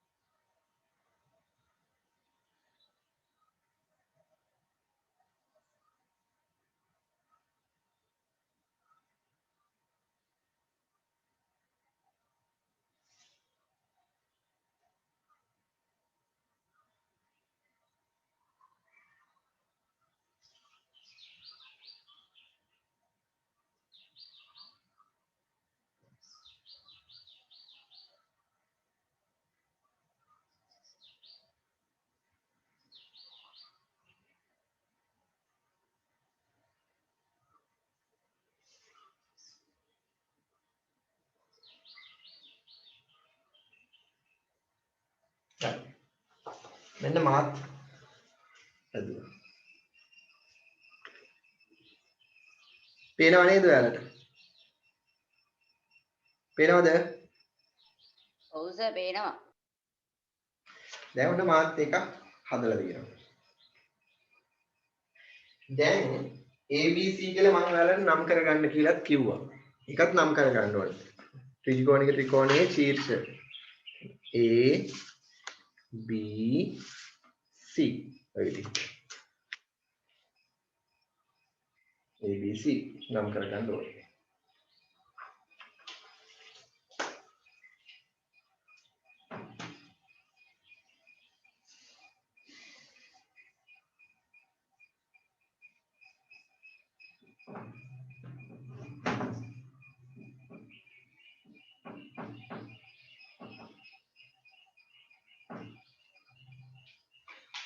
දැන් මේ පැත්ත බලාගන්න හැමෝම. දැන් මේ පැත්ත හැමෝම බලාගන්න. මම ඔයාලට පුංචි මේ බලන්න.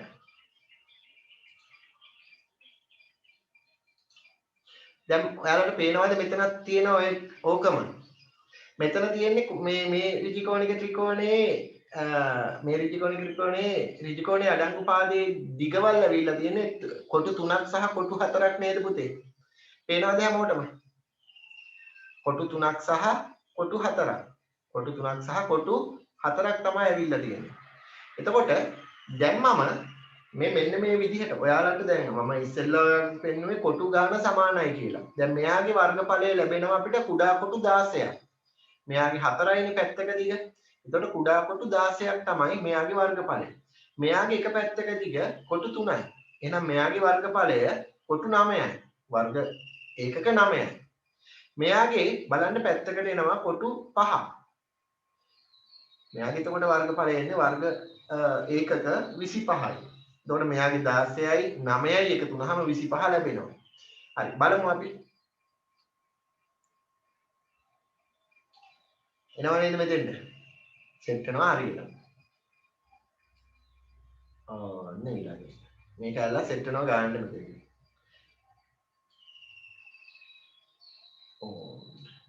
ගන්න සෙට් වෙනවා නේද මෙතෙන්ට? හරි ඔය විදිහට සෙට් වෙනවා. දැන් මේ කොටස මෙතෙන්ට ගන්න සෙට් වෙනවා.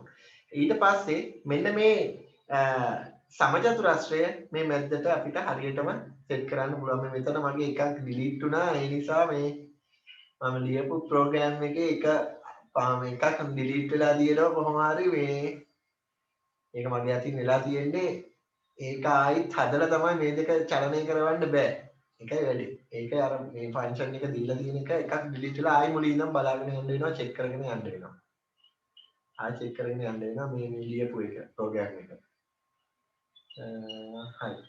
එතකොට මේක කොටසත් මෙතෙන්ට ගානට සෙට් වෙනවා. මේ සමචතුරස්‍රය මෙතෙන්ට හරියටම සෙට් වෙනවා. ඒ කියන්නේ මේ සමචතුරස්‍ර දෙකේ ඍජු කෝණයේ අඩංගු පාද දෙක මත සෑදෙන සමචතුරස්‍ර දෙකෙහි වර්ගඵලවල එකතුව කර්ණයේ මත සෑදෙන සමචතුරස්‍රයේ වර්ගඵලයට සමාන වෙනවද නැද්ද මේ අනුව අපිට තීරණය කරන්න පුළුවන්ද බැරිද?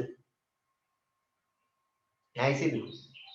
තීරණය කරන්න පුළුවන් නේද මේ සමචතුරස්‍රයේ වර්ගඵලය කර්ණයේ මත සෑදෙන සමචතුරස්‍රයේ වර්ගඵලය ඍජු කෝණයේ අඩංගු පාද දෙක මත සෑදෙන සමචතුරස්‍රයේ වර්ගඵලයට සමානයි කියලා. ඔන්න ඔක තමයි පුතේ පයිතගොරස් කියන ගණිතඥයා ඉදිරිපත් කරලා තියෙන්නේ. දැන් ඔයාලා ඔය කපල අලෝගත් එක ඔය මාතෘකාවට යටින් අලෝ ගන්න ඕනේ. ඒක පස්සේ කරගන්න. ඒකට ඉඩ තියාගන්න. හරි? ඒකට ඉඩ තියාගන්න. දැන් ලියාගන්න දෙන්න මෙතන ඔයාලා දැන් අලෝපු තැනට ඔය කොලේම ඉඩ තියනවා නම් ඔයාලා ලියන්න පුළුවන්. මෙහෙමනේ ඍජුකෝණික ත්‍රිකෝණය ආවේ. A B C. ඔය විදිහට තමයි අපි ඍජුකෝණික ත්‍රිකෝණය නම් කරේ. එතකොට කොලේද සර්? ඔව් කොලේ A4 කොලේ ඉඩ තියනවා නේද යට? එතකොට AB පාදයේ මත හැදෙන සමචතුරස්‍රයේ වර්ගඵලය ලැබෙනවා නේද? AB වල වර්ගයෙන්. AB පාදයේ දිගෙහි වර්ගයෙන් ලැබෙනවා නේද? එකතු කිරීම. BC පාදයේ මත සෑදෙන සමචතුරස්‍රයේ වර්ගඵලය ලැබෙනවා නේද? BC පාදයේ වර්ගයෙන්. එහෙමනම් මේ AC කියන කර්ණය මත සෑදෙන සමචතුරස්‍රයේ වර්ගඵලය ලැබෙනවා නේද? AC කියන කර්ණයේ වර්ගයෙන්. අපිට කර්ණය මත සෑදෙන සමචතුරස්‍රයේ වර්ගඵලය ඍජු කෝණයේ අඩංගු පාද දෙක මත සෑදෙන සමචතුරස්‍රයන්ගේ වර්ගඵලවල එකතුවට සමානයි කියලා ඔන්න උතනින් ලබා ගන්න පුළුවන්. දැන් අර පොතේ ඕක අලවන්න ඉඩ තියලා මේක ලියලා කොටු කරගන්න. ලියලා කොටු කරගන්න. එයාර මේ කොලේම ලියලා කොටු කරගන්න. මේ කොලේම ලියලා කොටු කරගන්න කියලා කිව්ව මම මේ වගේ දෙයක්. කොටු කරගන්න. යටින් ලියාගන්න පයිතගොරස් සම්බන්ධය. පයිතගොරස් ගණිතඥයා ඉදිරිපත් කරපු සම්බන්ධය ලියාගන්න යටින්. එහෙම ලියාගන්න. ඍජුකෝණික ත්‍රිකෝණයක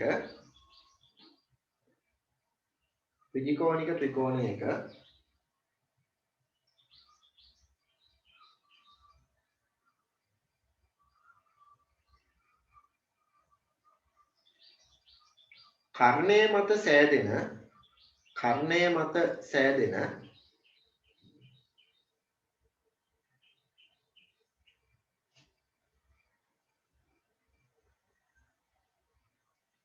සමචතුරස්‍රයක වර්ගඵලය කර්ණය මත සෑදෙන සමචතුරස්‍රයක වර්ගඵලය ඍජුකෝණික ත්‍රිකෝණයක කර්ණය මත සෑදෙන සමචතුරස්‍රයක වර්ගඵලය ඍජුකෝණය අඩංගු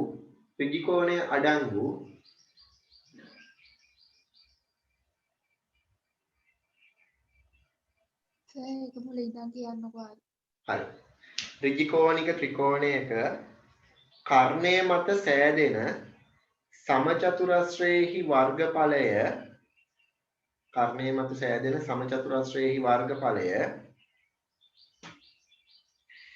ඍජුකෝණය අඩංගු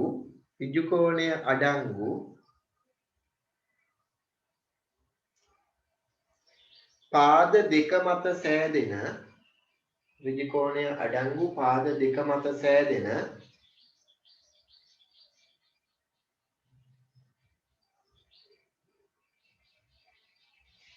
සමචතුරස්‍රයන්ගේ වර්ගඵලවල එකතුවට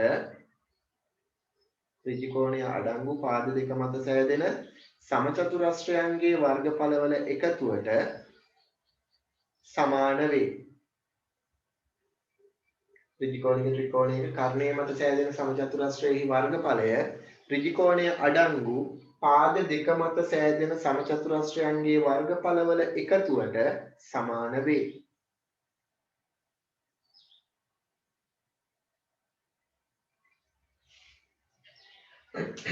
අපිට ඕන මේක තවදුරටත් ලියන්න පුළුවන්. C වර්ගය සමානයි එතකොට a වර්ගය සමානයි b වර්ගය ධන c වර්ගය කියලා ලියන්න පුළුවන්. b වර්ගය සමාන a වර්ගය සමානයි b වර්ගය ධන c වර්ගය. a කියන්නේ කර්ණ පාදයේ දිග. කර්ණය අඩංගු පාදයේ දිග. b වර්ගය සහ c b සහ c කියන්නේ ඍජු කෝණයේ අඩංගු පාද දෙකේ දිග. මෙයා b කියලා ගත්තොත් මෙයා c මෙයා a.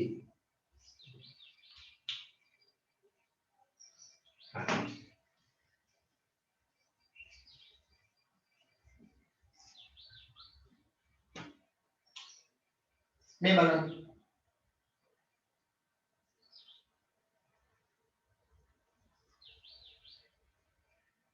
මෙයා L මෙයා M මෙයා N.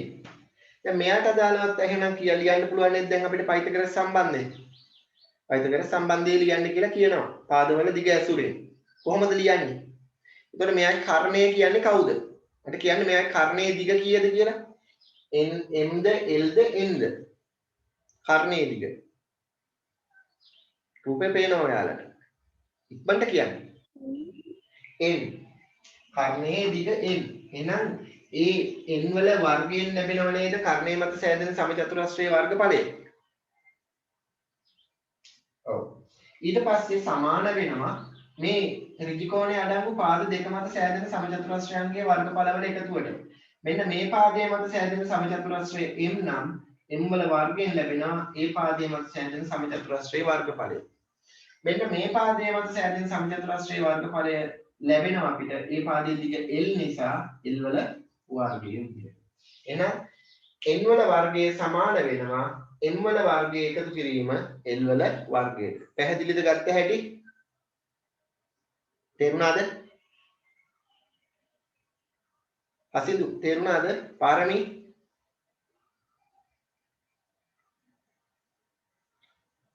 ඉමල්නි තේරුණාද?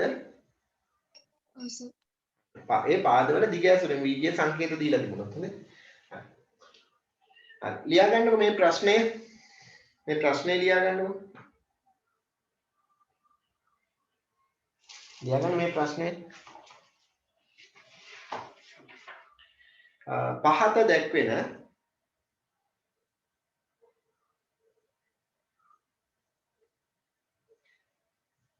එක් ඍජු කෝණික ත්‍රිකෝණවල පහත දැක්වෙන එක් ඍජු කෝණික ත්‍රිකෝණවල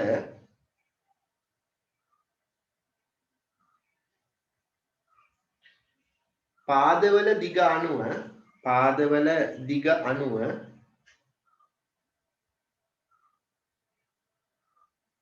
පයිතකර සම්බන්ධය ලියා දක්වන්න.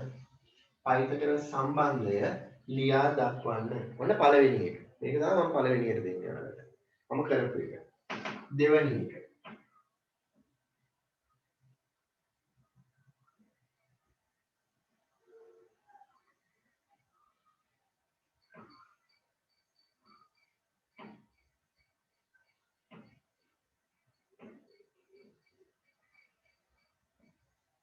ඉක්මනට හදන්න. මේකත් ලියන්න පුළුවන්.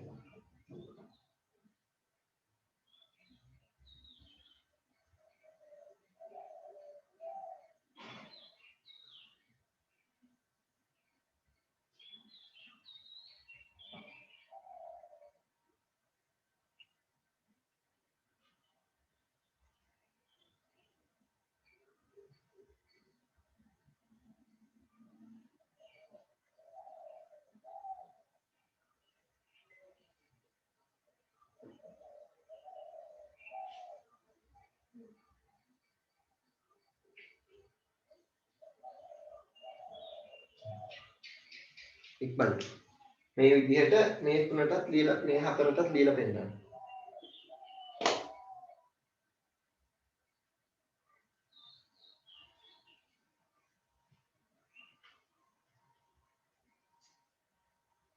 ඉක්මනට හදන්න.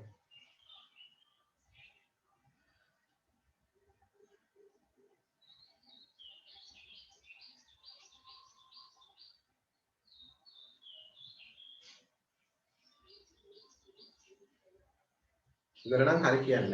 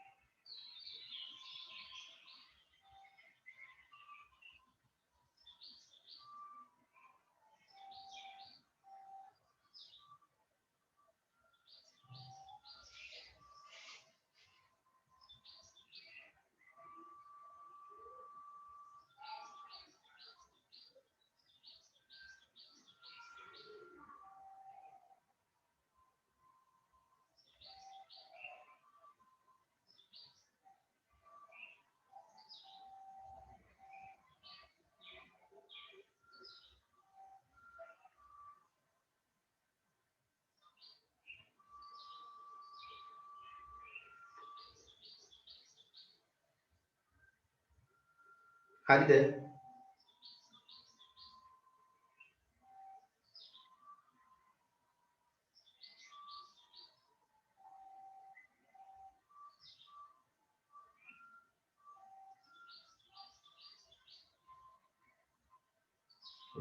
හරි සර්. හතරටම ලිව්වද? ඔව්. හරි.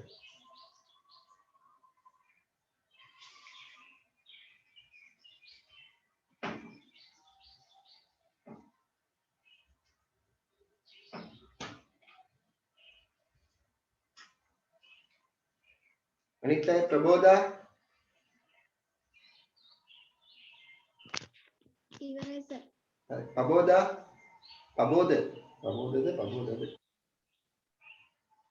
හරිද දන්නේ නැහැ කියලා. කවිදු ඉන්නවද අද? කවිදු නැද්ද?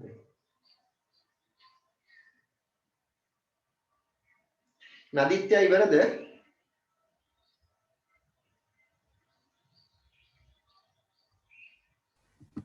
ඔව් සර්. හරි. හරි. දෙවනි ගාන බලමු අපි. ඉඳුවර ඉඳුවර නැද්ද? ඉඳුවරක් නැද්ද? ඉඳුවරක්. දෙවනි ගානට අදාළව කොහොමද ලියන්න පුළුවන් එහෙමනම්? මෙයාගේ කර්ණයේ දිග කීයද? x x වල වර්ගය සමානයි ත්‍රිජිකෝණයේ අඩක්කු පාද දෙක මත සෑදෙන සමචතුරස්‍රයන්ගේ වර්ගඵලවල එකතුව y වල වර්ගය එකතු කිරීම z වල වර්ගය නේද එන්න ඕනේ. පැහැදිලිද? හරිද? හරිද? තුන්වෙනි එක. මෙයාගේ කර්ණයේ දිග p නම් p වල වර්ගය සමානයි ත්‍රිජිකෝණයේ අඩක්කු පාද දෙක. මෙයා q මෙයා r. නම් q වල වර්ගය එකතු කිරීම r වල වර්ගය. හතරවෙනි එක. මෙයාගේ කර්ණයේ දිග y වල වර්ගය සමානයි මේ ත්‍රිජිකෝණයේ අඩංගු පාද දෙක තුනේ වර්ගය එකතු කිරීම x වල වර්ගය. ආවද උත්තරේ? මම ඔච්චරයි ලියන්න කිව්වේ. පයිතගොරස් සම්බන්ධය ලියන්න කියලා ඉස්සරහ මම කිව්වේ. හරි. පස්වෙනි එක l වල වර්ගය කර්ණයේ වර්ගය සමානයි 4 වර්ගය එකතු කිරීම 3 වර්ගය. 4 වර්ගය ත්‍රිජිකෝණයේ අඩංගු පාද දෙක මත සෑදෙන සමචතුරස්‍රයන්ගේ වර්ගඵලවල එකතුව. හරි. පයිතගොරස් සම්බන්ධය ලියන්න විතරයි මම කිව්වේ. හරි. දැන් අපි ඊළඟට හොයලා බලමු. පයිතගොරස් සම්බන්ධය ලියන හැටි දැන් අපි දන්නවා. දෙකක් දැනගෙන එකක් දන්නේ නැත්නම් දැන් මෙන්න මේ වගේ දෙන්නෙක්ගේ අගයක් දන්නවා කර්ණයේ දිග දන්නේ නැහැ. මෙන්න මේ වගේ අවස්ථාවට දෙන්නෙක් දැනගෙන එක්කෙනෙක් නොදන්නා අවස්ථාවකදී අන්නේ නොදන්න එක්කෙනාගේ අගය අපිට හොයාගන්න පුළුවන් පුතේ. පයිතගොරස් සම්බන්ධය භාවිතා කරලා. මම උදාහරණයක් විදිහට ඔය පස්වෙනි ගානම හදලා පෙන්නනවා. පස්වෙනි ගානම හදලා පෙන්නනවා. මේ බලන්න මට ඕනේ මේ l වල අගය හොයාගන්න. මේ L වල අගේ හොයාගන්න නම් අපි දන්නවා දැන් මේ ඍජු කෝණය අඩංගු පාද දෙක මත සෑදෙන සමචතුරස්‍රයන්ගේ වර්ගඵලවල එකතුව කර්ණය මත සෑදෙන සමචතුරස්‍රයේ වර්ගඵලයට සමානයි කියලා. එහෙනම් L වර්ගය සමාන වෙනවා 4 වර්ගය කීයද? 4 වරක් 4. 4 වෙනි වර්ග සංඛ්‍යාව කීයද? ඔක වැදගත් වෙනවා අපිට ගණන් හදනකොට. 4 වෙනි වර්ග සංඛ්‍යාව කීයද? 4 වරක් 4 16යි නේද? ඔව් 16යි. 3 වර්ගය 3 වරක් 3 9. 9යි. 16 9 එකතු කරන්න පුතේ කීයද බලන්න? 25යි. 25යි. එතකොට මේ කර්ණේ මත සෑදෙන සමචතුරස්‍රයේ වර්ගඵලය වෙන්නේ 25 නේද?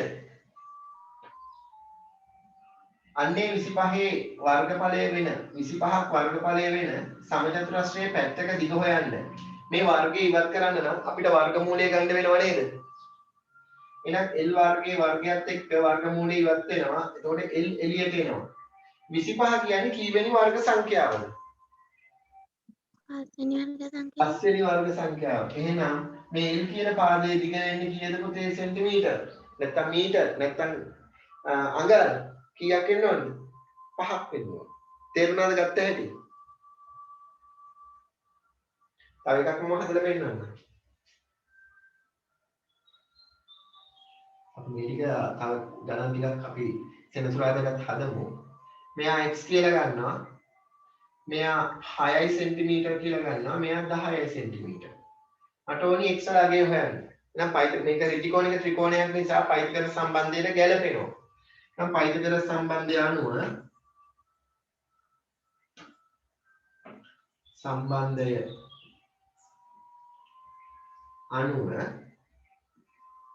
අපිට ලියන්න පුළුවන් නේද මේක? කර්ණය මත සෑදෙන සමචතුරස්‍රයේ වර්ගඵලය 10 වර්ගය සමාන වෙනවා ත්‍රිකෝණයේ අඩංගු පාද දෙක මත සෑදෙන සමචතුරස්‍රයන්ගේ වර්ගඵලවල එකතුව. එතකොට මේ පාදයේ x නම් එයාගේ වර්ගයේ x වර්ගයේ වර්ගඵලය ලැබෙනවා. මෙයා 6යි 6 වර්ගයෙන් ලැබෙනවා එයාගේ වර්ගඵලය. 10 වර්ගය කීයද පුතේ? 100යි. x වර්ගය එකතු කිරීම. 6 වර්ගය කීයද? 36යි. 36යි. 36යි නේද? එහෙනම් x වල අගය නේද දැන් අපි හොයන්න ඕනේ. මේ 36 අනිත් පැත්තට ගන්න වෙනවා. එහෙනම් 100න් කීයක්ද අපි අඩු කරන්න ඕනේ? 36ක්. එතකොට මේ x කියන පාදයේ වර්ගයට අදාළ අගය ලැබෙනව නේද? 100න් 36ක් අඩු වුණාම කීයද පුතේ? 64යි. එහෙනම් මේ වර්ගය ඉවත් කරොත් අපිට මේ පාදයේ දිග ලබා ගන්න පුළුවන්. එහෙනම් වර්ගය ඉවත් කරන්න නම් වර්ගමූලය ගන්න වෙනවා. එහෙනම් මට කියන්නේ 64 කියන්නේ කීවෙනි වර්ග සංඛ්‍යාවද? 8 වෙනි වර්ග සංඛ්‍යාව. 8 වරක් 8 තමයි 64 වෙන්නේ. එහෙනම් මෙතන වර්ගයත් එක්ක වර්ගමූල ඉවත් වෙනවා. ඔන්න ලැබෙනවා x කියන පාදයේ දිග සෙන්ටිමීටර් 8යි කියලා. තේරුණාද ගත්ත හැටි? මේ ගණන් දෙක හදාගන්නකො. ඔය සම්බන්ධය ඔච්චරයි තියෙන්නේ අපිට දැන් මේ ගණන් හදන්න තියෙන්නේ අපි සෙනසුරාදාට ගණන් හදලා මේ පාඩම ඉවර කරනවා. ඉවර කරලා මම පටන් ගන්නවා පතහා නිර්මාණ පාඩම ඔයාලට. පතහා නිර්මාණ පාඩම පටන් ගන්නවා සෙනසුරාදාට. ලේසි පාඩම මේ දවස්වල ටෙලිග්‍රෑම් ගෲප් එකේ යන්නේ ඔය පාඩම මායි තව සර් කෙනෙකුයි තමයි කරන්නේ.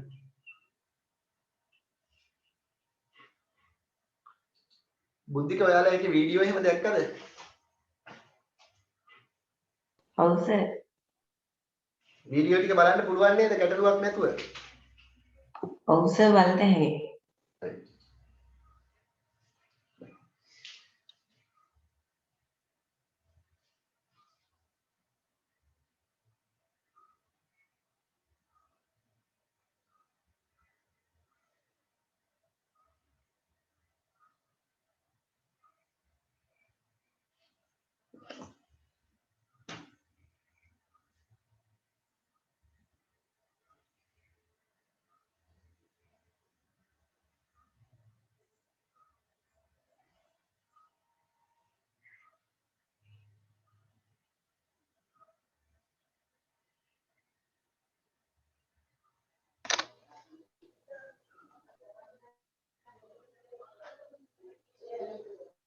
හරිද?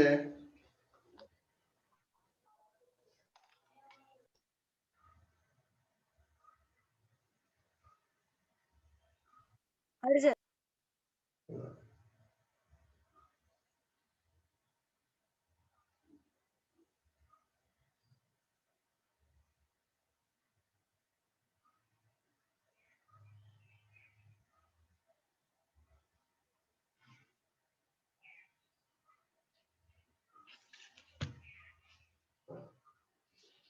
දැන් ඔයාලා මෙන්න මේ අභ්‍යාසයට උත්තර ලියන්න ඕනේ. ඊදෙද්දි මෙන්න මේ අභ්‍යාසයට උත්තර ලියන්න ඕනේ.